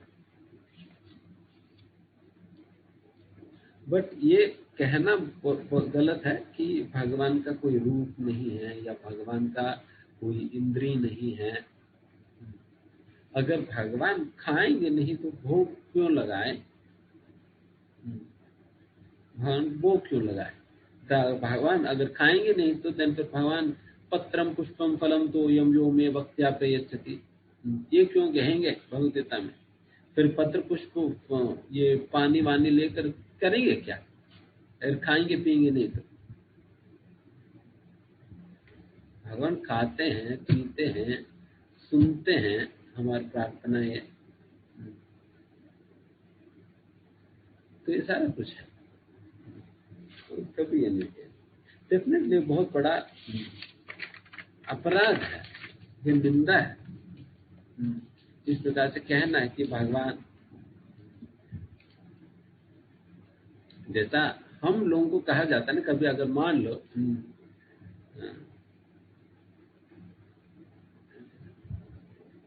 जैसा कुछ ऐसा कार्य हो जाता है, जैसा कि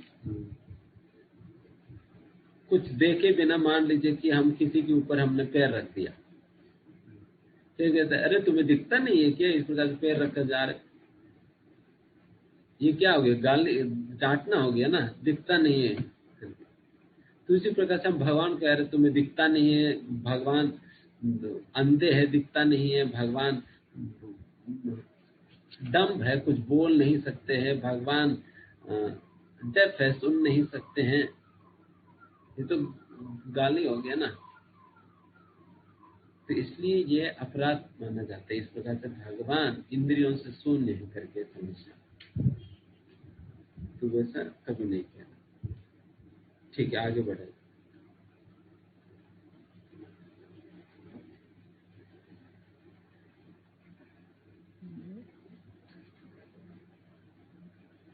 वैदिक साहित्य स्पष्ट रूप से यह बताता है कि भगवान का बिल्कुल ही अलग दिव्य रूप है, इसलिए कभी कभी उन्हें रूप विहीन निराकार भी कहा जाता है। इस रूप विहीनता का अर्थ यह है कि उनका रूप भौतिक जगत के रूपों से तनिक भी मेल नहीं खाता और उसे हम अपनी भौतिक इंद्रियों से देख नहीं सकते।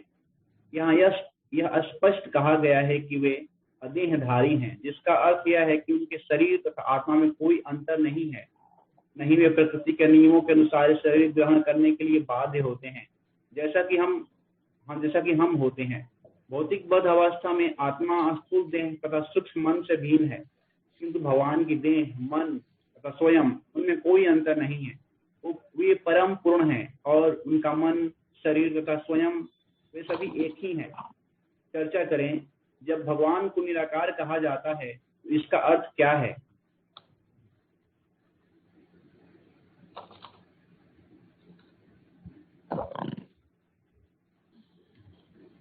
वैसा दिव्यता का कुछ फीचर्स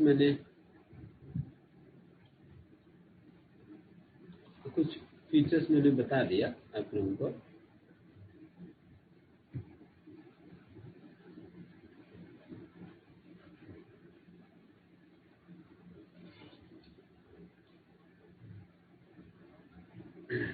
और यहाँ पर एक और बातें बताई जा रहे, भगवान के रूप दिव्य होने का एक और अंडरस्टैंडिंग ये भी है कि भगवान का शरीर और भगवान की मन, आत्मा इत्यादि चीजों में कोई अंतर नहीं। भगवान का शरीर भी सच्चिदानंद है और भगवान की आत्मा भी। ऐसा भगवान के आत्मा शरीर करके भेद करने का कोई मतलब ही नहीं है, तो सब कुछ एक ही है।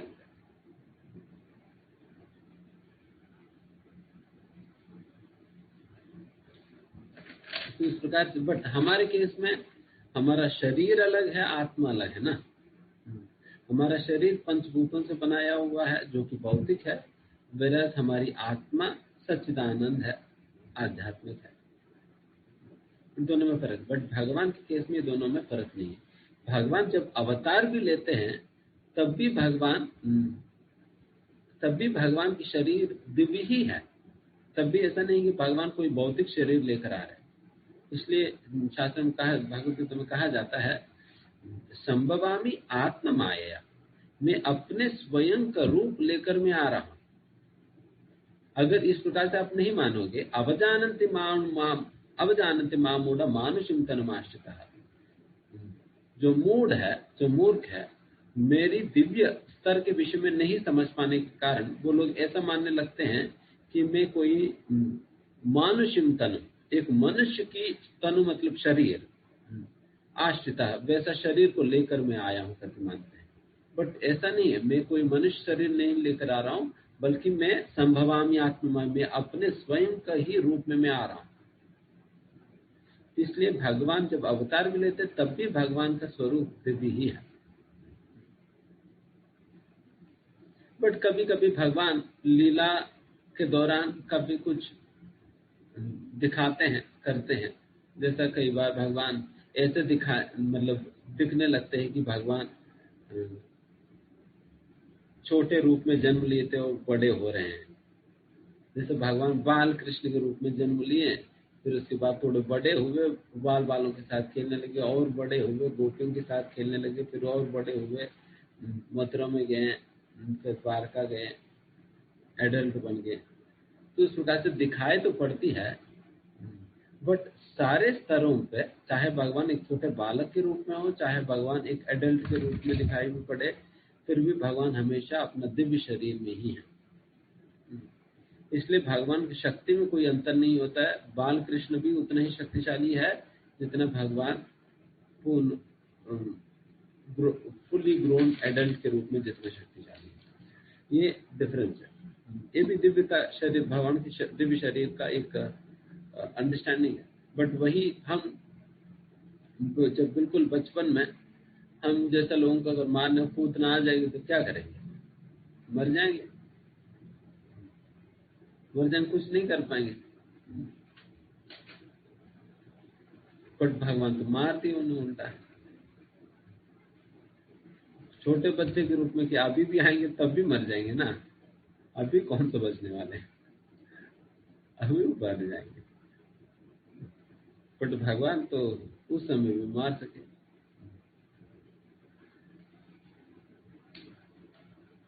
तो ये भगवान के दिव्य शरीर के एक अंशन है।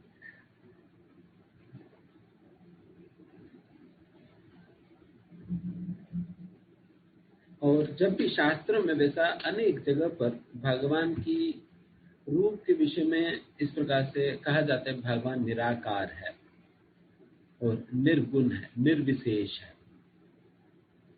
इसका मतलब यह है कि भगवान के अंदर किसी भी प्रकार का भौतिक गुण नहीं है करके बताने के लिए, भगवान का रूप साधारण नहीं करके बताने के लिए इस प्रकार की शब्दों का प्रयोग किया जाता है। बिकॉज इस प्रकार की टर्मिनोलॉजी उपयोग करने की क्या जरूरत है, इसके विषय में हमारे आचार्यगण बताते हैं। बिकॉज इस प्रकार की नेगेटिव टर्मिनोलॉजी उपयोग करने का कारण ये है, बिकॉज हम भगवान को नहीं समझने का मुख्य कारण यही है, भौतिक गुणों को भगवान के ऊपर थोपना, भगवान के ऊपर हम इम्पोज करना, यही मुख्य कारण होता है। इसलिए जब कहा जा रहा है, बिल्कुल एब्सोल्युटली मना कर दी जा रहा है, निराकार, मतलब भगवान कोई भौतिक रूप नहीं है करके क्लियरली बताया जा रहा है, ताकि हमें कभी भी ये ना लगे कि भगवान का एक भौतिक रूप है, साधारण रूप है। और भगवान कभी भी गुणों के अधीन में नहीं आते करके बताने के लिए भगवान कहा जाता है निर्गुण। इसका मतलब भगवान कभी भी भौतिक गुणों से प्रभावित नहीं होते हैं। 3 गुणों का प्रभाव कभी भी भगवान के ऊपर नहीं पड़ता है। काम, क्रोध, लोभ, मोह, मद, मात्सर्य का प्रभाव नहीं पड़ता है। और इस प्रकार की प्रभाव पड़ता है या मतलब जिनको इस अंडरस्टैंडिंग नहीं है, भगवान निर्गुण है करके अंडरस्टैंडिंग नहीं है, फिर वही लोग कहते हैं कि प्रभु जी भगवान ने गोपियों के साथ रासलीला क्यों खेली। तो इस प्रकार के प्रश्न इसलिए आता है क्योंकि उन लोगों की ऐसा मान्यता है कि भगवान भी काम के वश में है, भगवान पे भी इस प्रकार से 3 गुणों का प्रभाव पड़ता है। इस प्रकार के अंडरस्टैंडिंग के कारण ही इन लोगों को भगवान की रास लीला इत्यादि लीलाओं को समझ नहीं पाते। इसलिए भगवान को तत्वतः समझने पे देन हमें भगवान की लीलाएं भी समझ में आने लगेगी। तो इसलिए यहाँ पर ये बात कहा जाता है। ठीक है, आगे बढ़ते हैं। आगे ब्रह्म ज्योति कृष्ण के शरीर का प्रकाश है। ईशोपनिषद मंत्र 15 और तात्पर्य। हिरण्यमयेन पात्रेण च तस्य पिहितं मुखं तत्त्वं कुसुन्नपावृणो सत्य धर्माय दृश्यते। हे भगवान, हे समस्त जीवों के पालक, आपका असली सुख आपका असली मुखमंडल तो आपके चमचमाते तेज से ढका हुआ है। कृपा करके इस आवरण को हटा दीजिए और अपने शुद्ध भक्त को अपना दर्शन दीजिए। ज्ञान योग के अभ्यास से निर्विशेष ब्रह्म ज्योति की अनुभूति करने में सहायता मिलती है, जो भगवान कृष्ण के दिव्य शरीर का ये दीप्यमान तेज है। ब्रह्म ज्योति कृष्ण का तेज है और इसकी पुष्टि भगवद गीता 14.27 ब्रह्मणो हि प्रतिष्ठाहम तथा ब्रह्म संहिता 5.40 इन दोनों में की गई है। यस्य प्रभाव तो जगन्नकोटि, उनके शारीरिक तेज से लाखों करोड़ों ब्रह्मांड प्रकट होते हैं। चर्चा करें, निर्विशेष ब्रह्म ज्योति का स्रोत क्या है? कुछ शास्त्रीय प्रमाण प्रस्तुत करें। यहाँ पर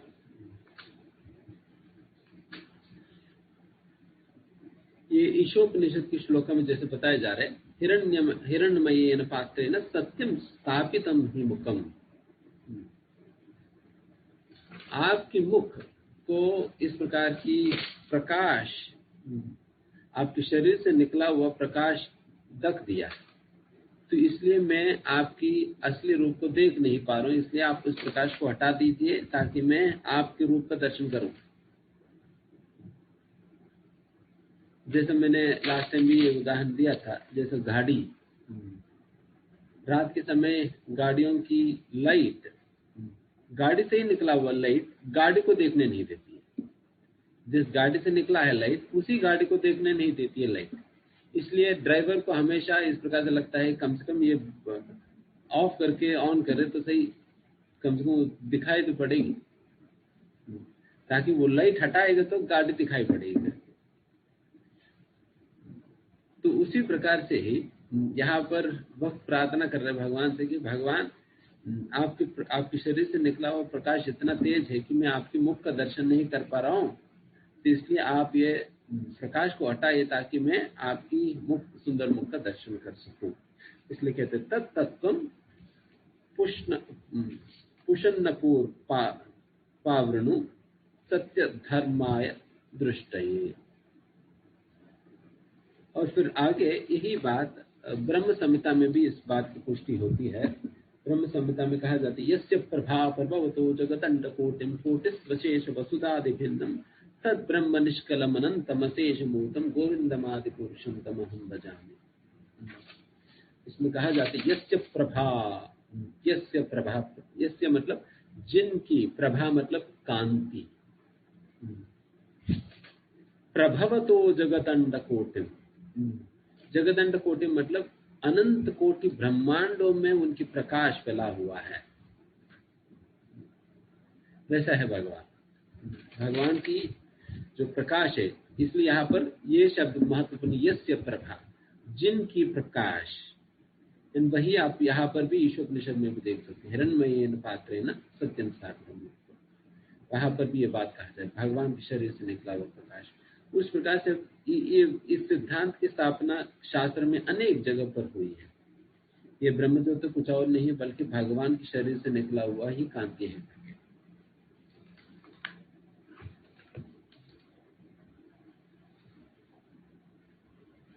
आगे पढ़िए।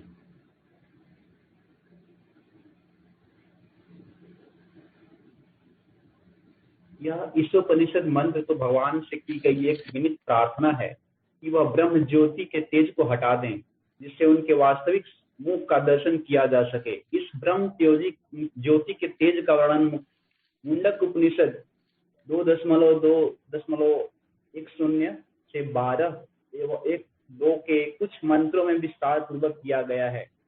भौतिक आवरण के उस पार आध्यात्मिक क्षेत्र में अनंत ब्रह्म ज्योति है, जो भौतिक कलमश से सर्वदा रहित है। इस तेजस्वी श्वेत को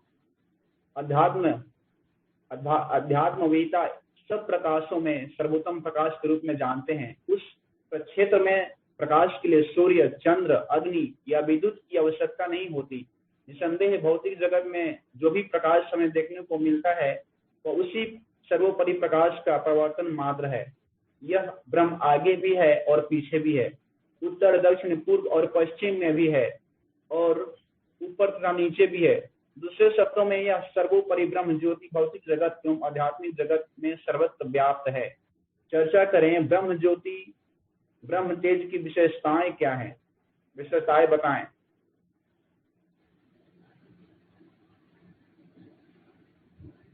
क्षेत्र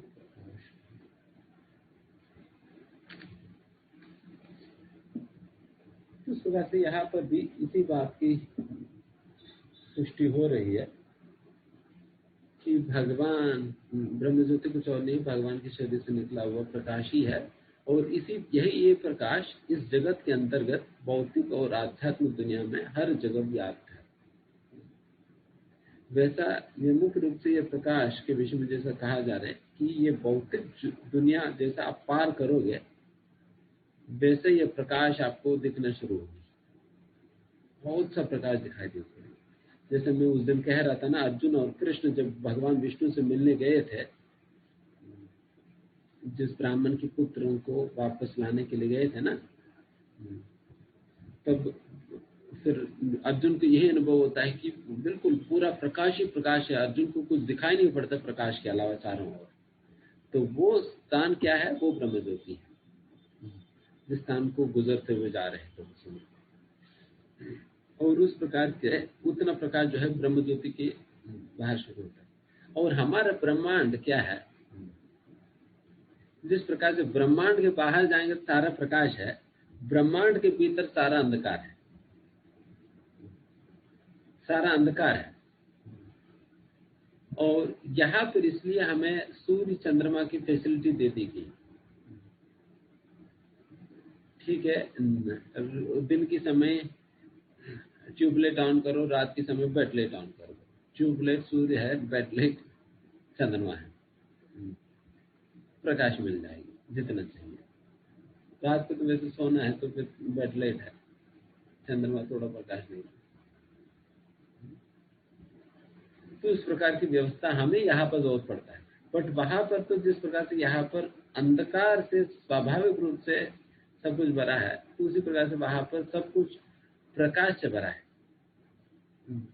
वहां पर अंधकार आपको चाहिए तो दिन फिर अलग से कुछ करना पड़ेगा व्यवस्था। यहाँ पर लाइट चाहिए तो फिर हमें अलग से व्यवस्था करना पड़ता है, जैसे सूर्य की, चंद्रमा की, और रात के समय लाइट चाहिए तो फिर इलेक्ट्रिसिटी की, इन सारी चीजों की व्यवस्था करना पड़ता है। तो ये स्वाभाविक है। और ये सूर्य चंद्रमा को भी जैसे प्रकाश कहाँ से मिलता है? भगवान से ही मिलता है। जिस प्रकार से इस सृष्टि के अंतर्गत जितने भी वज्र इत्यादि चीजें चमकती है, सूर्य का ही प्रकाश को रिफ्लेक्ट करके तो चमकती है ना। उसी प्रकार से सूर्य और चंद्रमा यहाँ पर चमकने का मतलब है ब्रह्म ज्योति का ही प्रकाश को रिफ्लेक्ट करता है। इस प्रकार से समझना चाहिए। ठीक है, यहाँ पर 3:30 बज गया, तो फिर यहाँ समाप्त कर देते हैं, क्योंकि आज ज्यादा फिलॉसफी हो गया। फिलॉसफी सुनकर लोग जल्दी थक जाते हैं, तो यहाँ समाप्त कर देते हैं। फिर अगले हफ्ते बाकी हम पढ़ेंगे। किसी कोई प्रश्न है?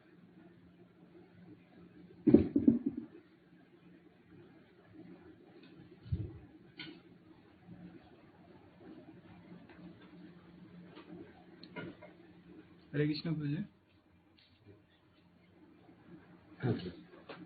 प्रभु जी एक प्रश्न था, जैसे जो परमात्मा वाली बात है उसमें हम अपने शरीर के उदाहरण से कैसे समझे? जैसे परमात्मा को हम बोल रहे हैं कि सत और चित के स्तर पर है, और भगवान परमात्मा रूप में हम सबके अंदर व्याप्त हैं, और आत्मा को हम ऐसे समझ रहे हैं कि सच्चित आनंद से निर्मित है। तो ये इसको कैसे समझें प्रभु जी? मतलब परमात्मा हमारे शरीर में जो है वो स्थित है, वो उनको हम मतलब किस स्तर से समझें? मतलब आत्मा और परमात्मा और फिर भगवान, तो ये थोड़ा मतलब क्लियर नहीं होगा। यहाँ पर वही है, जैसा शास्त्र में ये उदाहरण दिया जाता है कि जिस प्रकार से कई गड्ढे रखने पे भगवान की रिफ्लेक्शन या सूर्य की रिफ्लेक्शन या चंद्रमा की रिफ्लेक्शन सारे ही गड्ढों में दिखाई पड़ती है, उस प्रकार के रिफ्लेक्शन ही परमात्मा है, परमात्मा के रूप में। उस प्रकार से भगवान हर व्यक्ति के हृदय में व्याप्त है, और वैसा परमात्मा ही जो भी हम भगवद गीता में सुनते हैं ना, हृदय अर्जुन तिष्ठति, ये भी परमात्मा को ही उद्देश्य करते हुए कहा गया है। और उसी प्रकार से जब कहा जाता है सर्वस्य चाहम हृदय सन्निविष्टः, मैं सभी लोगों के हृदय में मैं स्थित हूँ, फिर वहां पर होकर मैं क्या करता हूँ? मत्त स्मृतिर ज्ञानम अपोहनम च, ये तीन चीजें परमात्मा से आता है कि मेरे से ही स्मृति और अपोहन मतलब भूलना, एंड फिर उसके बाद ज्ञान, ये तीनों ही चीज मेरे से ही आता है करके भगवान कहते हैं। ये तीनों कौन सा फीचर से आ रहे हैं स्पेसिफिकली अगर कहा जाए, ये परमात्मा से आ रहा है। उसी प्रकार से परमात्मा की एक और कार्य है जीव के साथ, जैसे भगवान भगवत में एक और जरूर कहते हैं अनुमंता उपदृष्टाचा, मैं क्या कार्य करता हूँ? अनुमंता, अनुमंता मतलब मैं परमिशन देता हूं। जैसा कोई भी कार्य हम अपने से नहीं कर सकते हैं, उसके लिए हमें परमिशन चाहिए। भगवान जब तक सैंक्शन नहीं करेंगे तब तक आप कुछ भी नहीं कर पाओगे, अपना शरीर को भी हिला नहीं पाओगे, उस प्रकार की स्थिति है अपनी।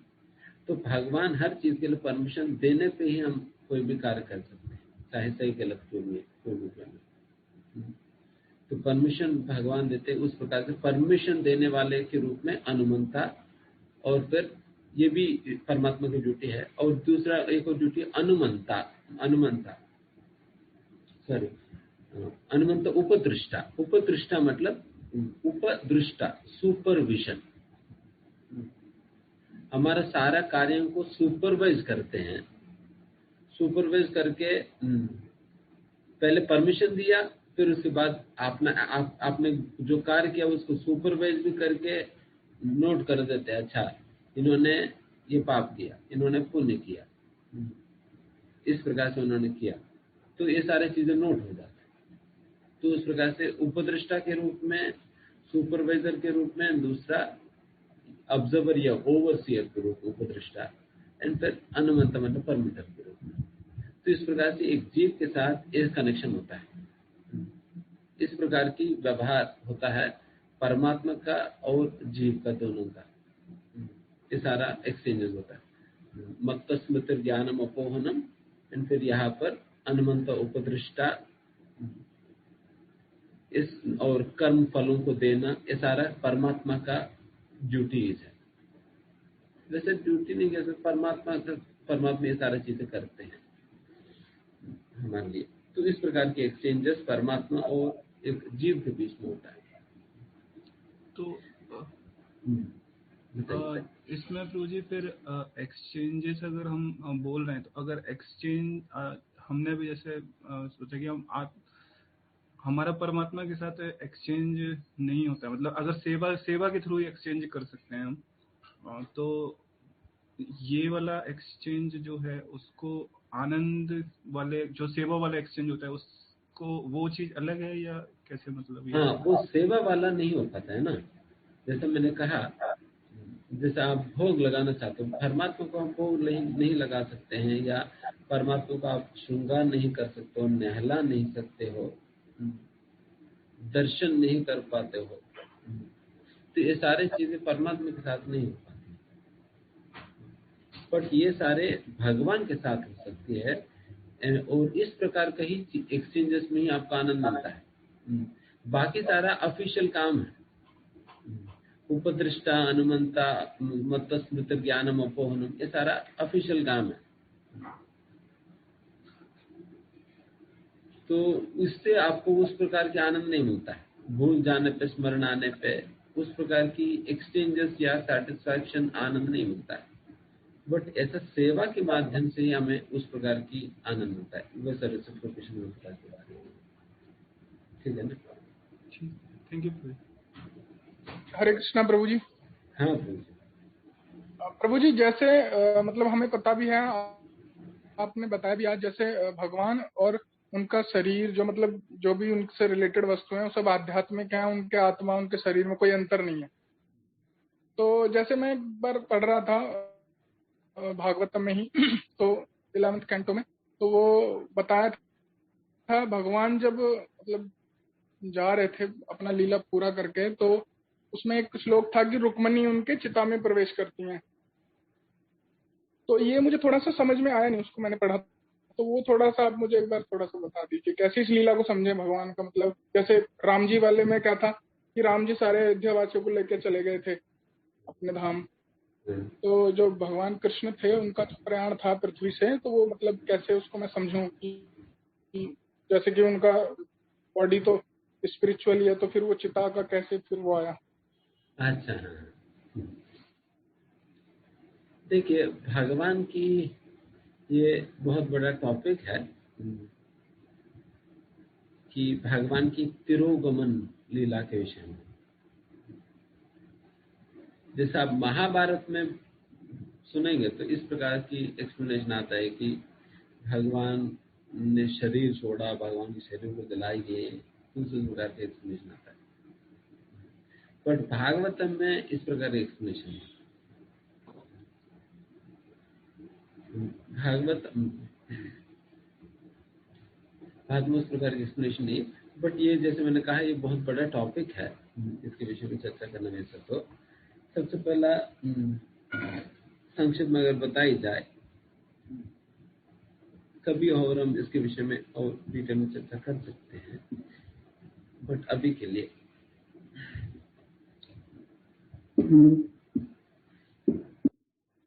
इसलिए महाभारत जैसा ग्रंथ शूद्र, वैश्य, स्त्री इत्यादि लोगों को एड्रेस करने के लिए,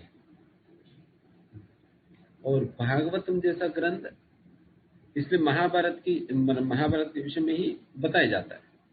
किस कैटेगरी का लोगों को एड्रेस करने के लिए महाभारत लिखी गई है। और भागवतम के विषय में कहा जाता है निर्मत्सराणाम सताम वेद्यम अत्र वास्तवम अत्र शिवदम तापत्रयोन्मूलनम। ये परमहंस संहिता है परमहंसों के लिए। इसलिए यहाँ पर महाभारत में वही उन्हीं बातों को एक ऐसा तौर पे, मतलब एक ऐसा प्रकार से आपको एक्सप्लेन किया जाता है, एक एंगल से एक्सप्लेन किया जाता है। एंड वही पास्ट टेंस का आप भागवतम में पढ़ेंगे तो दूसरे एंगल से एक्सप्लेन किया जाता है। महाभारत वही लीला आपको एक प्रकार से वहां पर एक्सप्लेनेशन मिलेगी, यहाँ पर दूसरे प्रकार से मिलेगी, डिफरेंट एंगल से एक्सप्लेनेशन होगा। वहां पर एक राजनीति तो बोलिए। जो मैंने उसमें पढ़ा था ना भागवतम में, मैंने उसको ऐसा था प्रभु जी, मैं मतलब कर रहा था बात, तो उन्होंने मुझसे ये क्वेश्चन किया, तो मैं उसका आंसर उनको दे नहीं पाया ठीक से। तो कि उनका जो कृष्ण जी का, जैसे आप परम भगवान बता रहे हो, तो उनका तो मतलब बॉडी जलाया गया था, और द्वारिका में जगह भी है जहाँ पे बताते हैं कि यहाँ पे उनकी चिता जली थी। तो मैं उनको, लेकिन मैंने सुना हुआ था या मैंने पढ़ा हुआ था कि भगवान का मतलब बॉडी और आत्मा में कोई अंतर नहीं, आध्यात्मिक है तो वो जलता नहीं है, तो इस तरह से। लेकिन फिर मैंने वो भागवतम में एक बार चेक किया, तो उसमें था 11th कैंटो का, मुझे श्लोक का याद नहीं है, ऐसी कोई चीज था, तो उसमें लिखा हुआ था कि मतलब भगवान जब प्रयाण करते हैं तो वो रुक्मिणी जी भी उनके चिता में मतलब प्रवेश कर जाती है, ऐसे करके कुछ। तो फिर वो मुझे थोड़ा आया नहीं समझ में। देखिए, दोनों केसेस में हमें विचलित होने की जरूरत नहीं। अगर मान भी लीजिए कि भगवान की चिता जलाई भी गई, मान लो, फिर भी आपको विचलित होने का कोई मतलब ही नहीं है।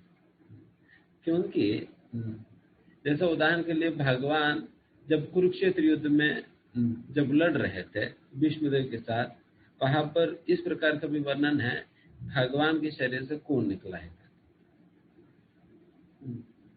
कि भगवान कोई साधारण शरीर देखिए इस प्रकार से खून निकलेंगे।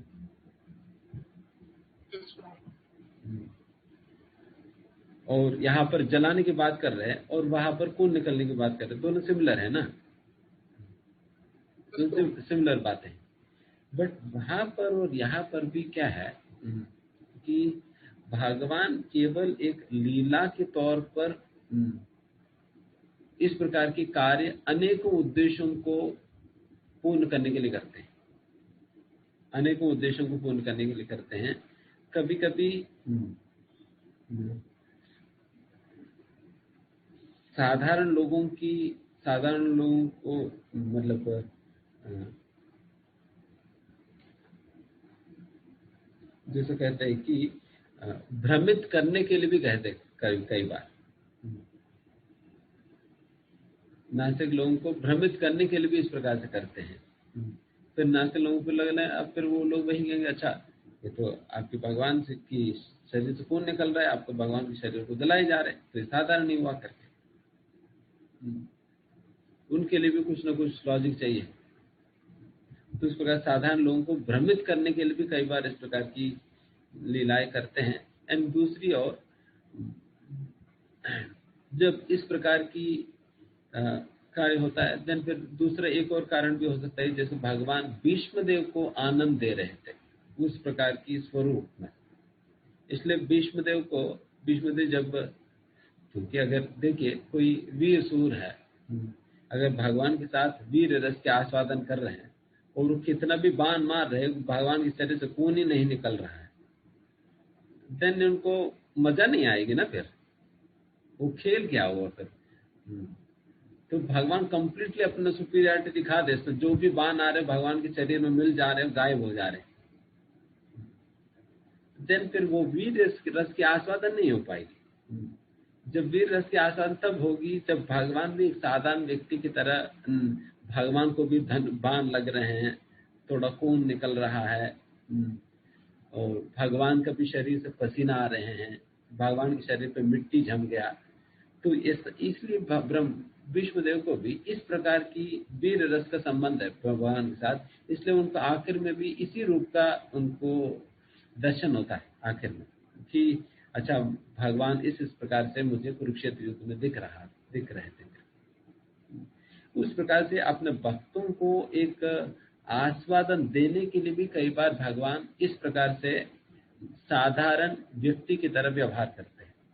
एंड दूसरा एक और एग्जाम्पल हम देंगे,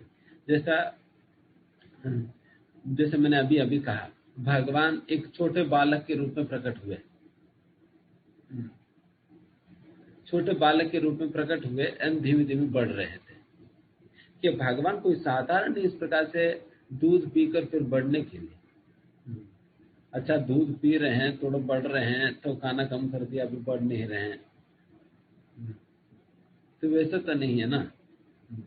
बट आप दूसरी ओर देखिए, अगर भगवान मान लो कि बिल्कुल युवक की तरह वहां पर प्रकट हो जाए यशोदा मैया की गोद में, बेचारी यशोदा में उठा ही नहीं पाएगी,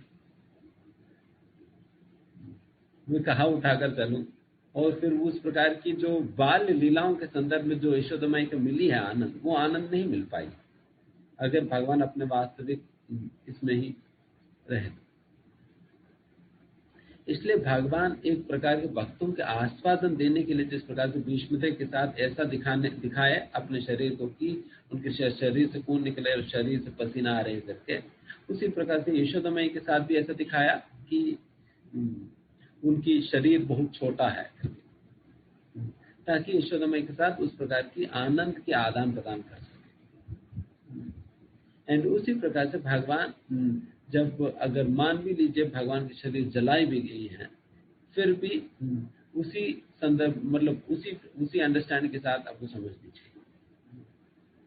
किसी वक्त को सिर्फ आदान प्रदान करने के लिए हो या साधारण लोगों को भ्रमित करने के लिए हो। यशोदा मैया के साथ जब भगवान ने खेला तब साधारण लोग, यहाँ तक भी ब्रह्मा जी भी भ्रमित हो गए, ब्रह्मा जी भी भ्रमित हो गए। तो उस प्रकार से इस प्रकार से अनेक कारण हो सकता है, बट फिर भी हम और विवरण के साथ हम कभी चर्चा कर सकते हैं। इतना आसानी से समझ में नहीं आता है। एक बात भी आप सोचिए, कभी आप चलते चलते कभी आपको पैरों में कुछ लग जाता है और खून निकलता है, क्या कभी मर गए क्या आप पैरों में लगने से? पैरों में कुछ चोट लगने से और थोड़ा खून निकलने से मर गए कभी?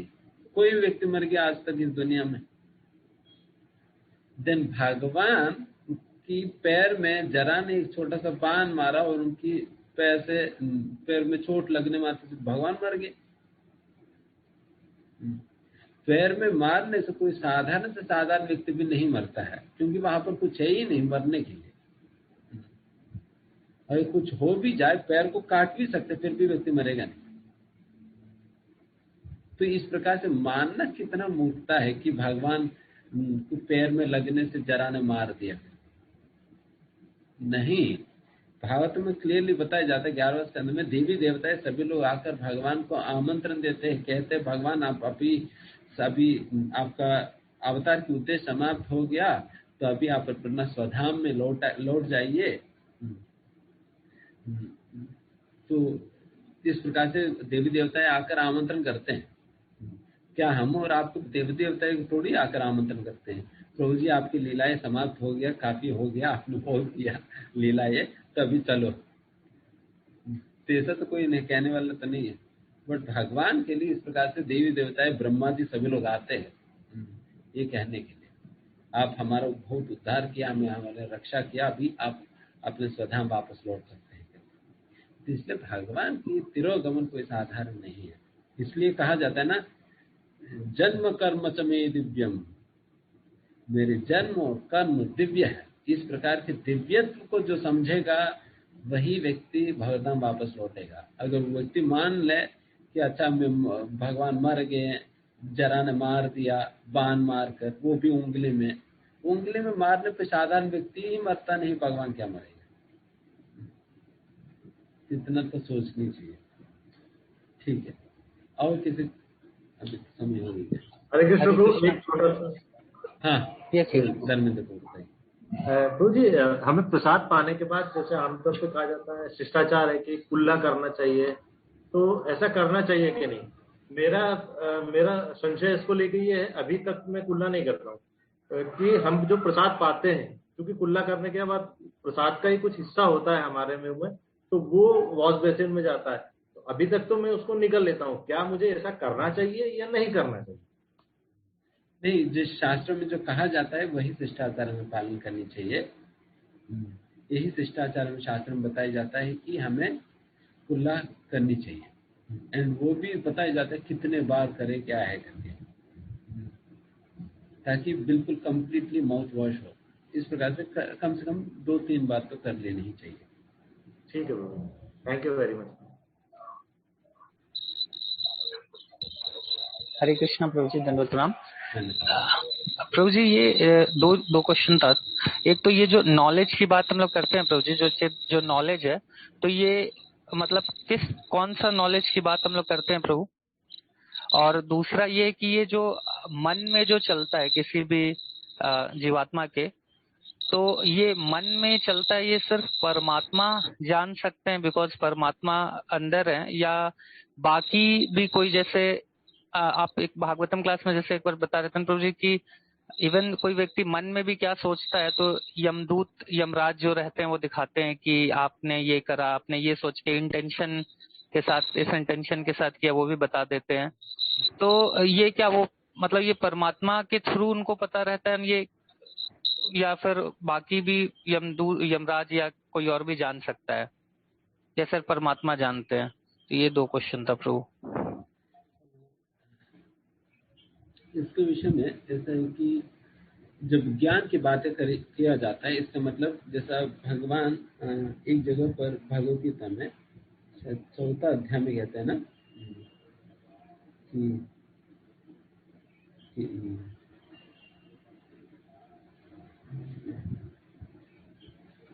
बहुनि में व्यतीतानि जन्मानि तप चार्जुन भविष्यानि च भूतानि अहम वेद, मैं जानता हूँ, मैं अहम वेदम में मतलब मैं जानता हूँ, न वेद मतलब आप जैसे लोग नहीं जान पाते, वैसा हम लोग कई जन्म बिताए थे। तो इस प्रकार से भगवान को पास्ट भी पता है, प्रेजेंट भी पता है और फ्यूचर भी पता है। इसे त्रिकाल है। इन तीनों कालों पे सब कुछ उन्हें पता है। इस सृष्टि के विषय में, आपके विषय में, आपको पड़ोस के विषय में, सभी के विषय में पता है। इसलिए भगवान को क्या कहा जाता है कि सर्व क्षेत्रज्ञ। हम क्षेत्रज्ञ हैं, हम केवल अपने क्षेत्र के विषय में जानते हैं, अपने शरीर के विषय में जानते हैं। जैसा कुछ हमारे शरीर में कहीं पर दर्द है तो हमें पता चलता है, हमें पता चलता है देखे भी नहीं। अगर मान लीजिए आपकी आंखों में पट्टी बांधा हुआ है, अगर कोई चींटी आपकी पैरों पे काट रही है तो आपको पता चल जाता है ना, चींटी ने मेरे पैरों पे काटा है। वो सर्वज्ञ की स्थिति, मतलब क्षेत्रज्ञ की स्थिति है। बट भगवान के केस में सर्व क्षेत्रज्ञ मतलब भगवान सभी की ही, सारा जितने भी जीव है सभी जीवों का विषय में पता चलता है। अगर कोई जीव को कहीं पर किसी ने स्पर्श किया, भगवान को पता चलता है। जिस प्रकार से हमें पता चलता है सहज रूप से, उसी प्रकार से भगवान सब कुछ पता चलता है। इस सृष्टि में जहाँ कहीं पर भी कुछ भी होता है स्वाभाविक रूप से, इसलिए कहा जाता है स्वाभाविक ज्ञान बल क्रिया। स्वाभाविक रूप से भगवान को सब कुछ पता चलता है। जिस प्रकार स्वाभाविक रूप से हमें पता चल जा रहा है हमारा शरीर पे कुछ होने पे, वैसे ही भगवान को भी स्वाभाविक रूप से सारा ज्ञान पता चलता है। वो भी केवल प्रेजेंट टेंस का नहीं, पास्ट का भी याद रहता है। इसलिए भगवान कह रहे बहुनि में व्यतीतानि।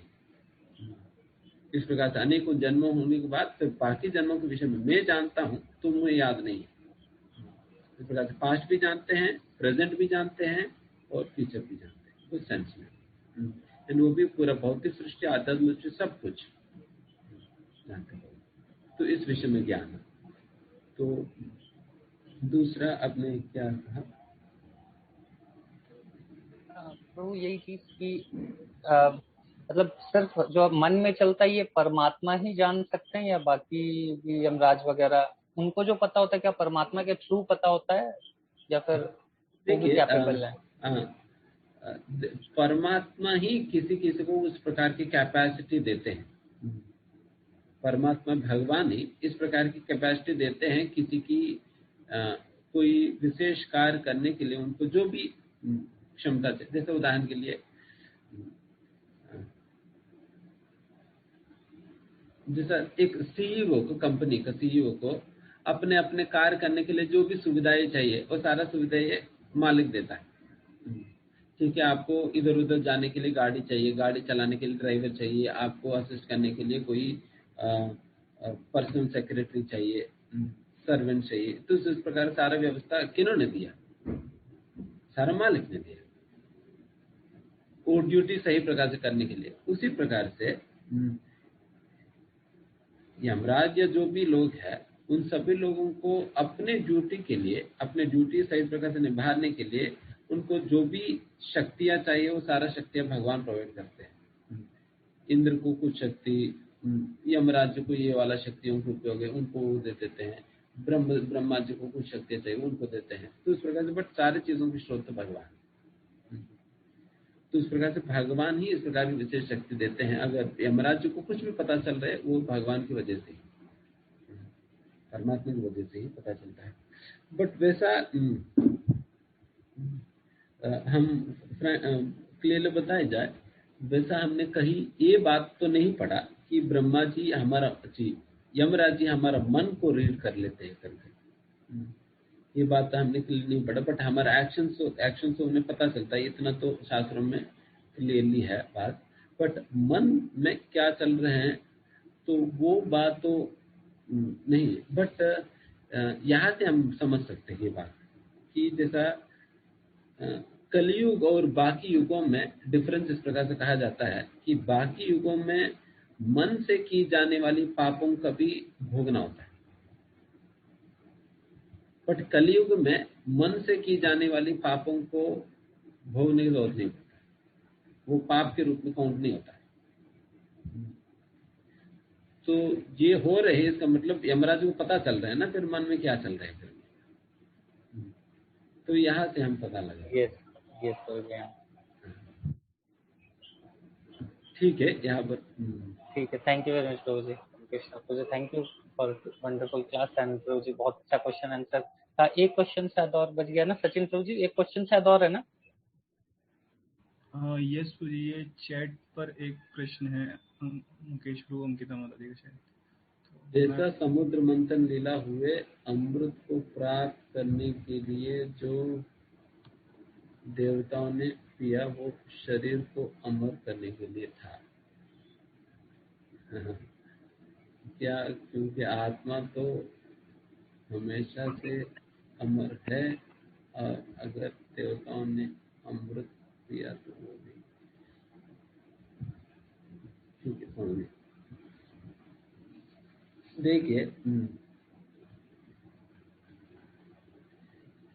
जो क्षीर सागर मंथन लीला से जो अमृत प्रकट हुई है, वो अमृत लोटा भर के भी पी लीजिए फिर भी व्यक्ति अमर नहीं बनेगा,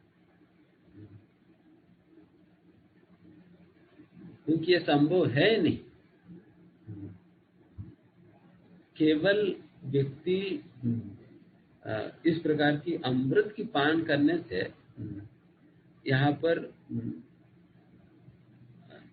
एक प्रकार से ऐसे मान सकते हैं कि लंबा आयु तक जी सकता है, या अन्यथा इस प्रकार की समझे कि उस व्यक्ति को बुढ़ापा और बीमारियों की प्रभाव उनके शरीर पे नहीं पड़ेगी, बट अमर तो हो ही नहीं सकते। मतलब शरीर तो अमर हो ही नहीं सकते इस जीवन में ना, ये तो संभव है ही नहीं। ब्रह्मा जी खुद ही बेचारे मर जाते हैं 100 साल होने पे, तो उन्हीं का ही ठिकाना नहीं अपना क्या।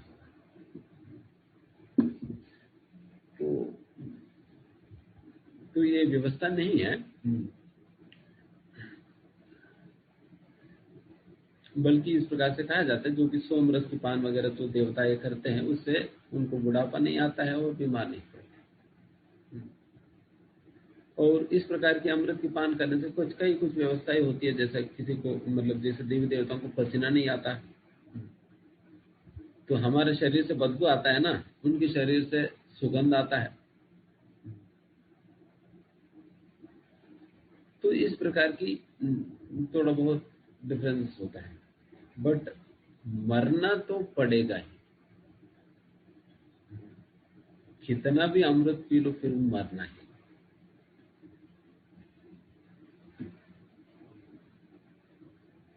ठीक है, ठीक है, धन्यवाद। अगले हरे कृष्णा। तो आप सभी भक्तों का बहुत बहुत धन्यवाद प्रश्न पूछने के लिए भी, और प्रभु जी आपका बहुत बहुत धन्यवाद कि आपने सभी प्रश्नों का उत्तर लिया। और वंडरफुल, बहुत इम्पोर्टेंट क्लास था आज का प्रभु जी। सभी प्रश्नों के लिए सबने जो क्वेश्चन पूछे काफी इम्पोर्टेंट थे, और आज का चैप्टर अभी भी चल रहा है तो काफी इम्पोर्टेंट चैप्टर है ये। तो सभी भक्तों से विनती भी है, रिक्वेस्ट भी है, इसको समझने का प्रयास करें, तो ये आगे काफी हेल्पफुल होगा आने वाले समय में। तो हम लोग प्रभु जी का एक बार धन्यवाद देंगे हरे कृष्णा महामंत्र बोलकर। हरे कृष्णा कृष्णा कृष्णा हरे हरे, हरे राम राम राम हरे। एक अनाउंसमेंट और है, अभी जैसे डेली हम लोगों का जैसे प्रेयर सेशन होता है, तो अभी हम लोग प्रेयर सेशन कंटिन्यू करेंगे। तो जिन भक्तों के पास कोई ऐसे अगर किसी का कोई इम्पोर्टेंट कार्य ना हो तो वो आधा घंटा हम लोगों के साथ प्रेयर सेशन ज्वाइन कर सकते हैं, सभी की स्वास्थ्य के लिए और सभी के अच्छे भविष्य के लिए। तो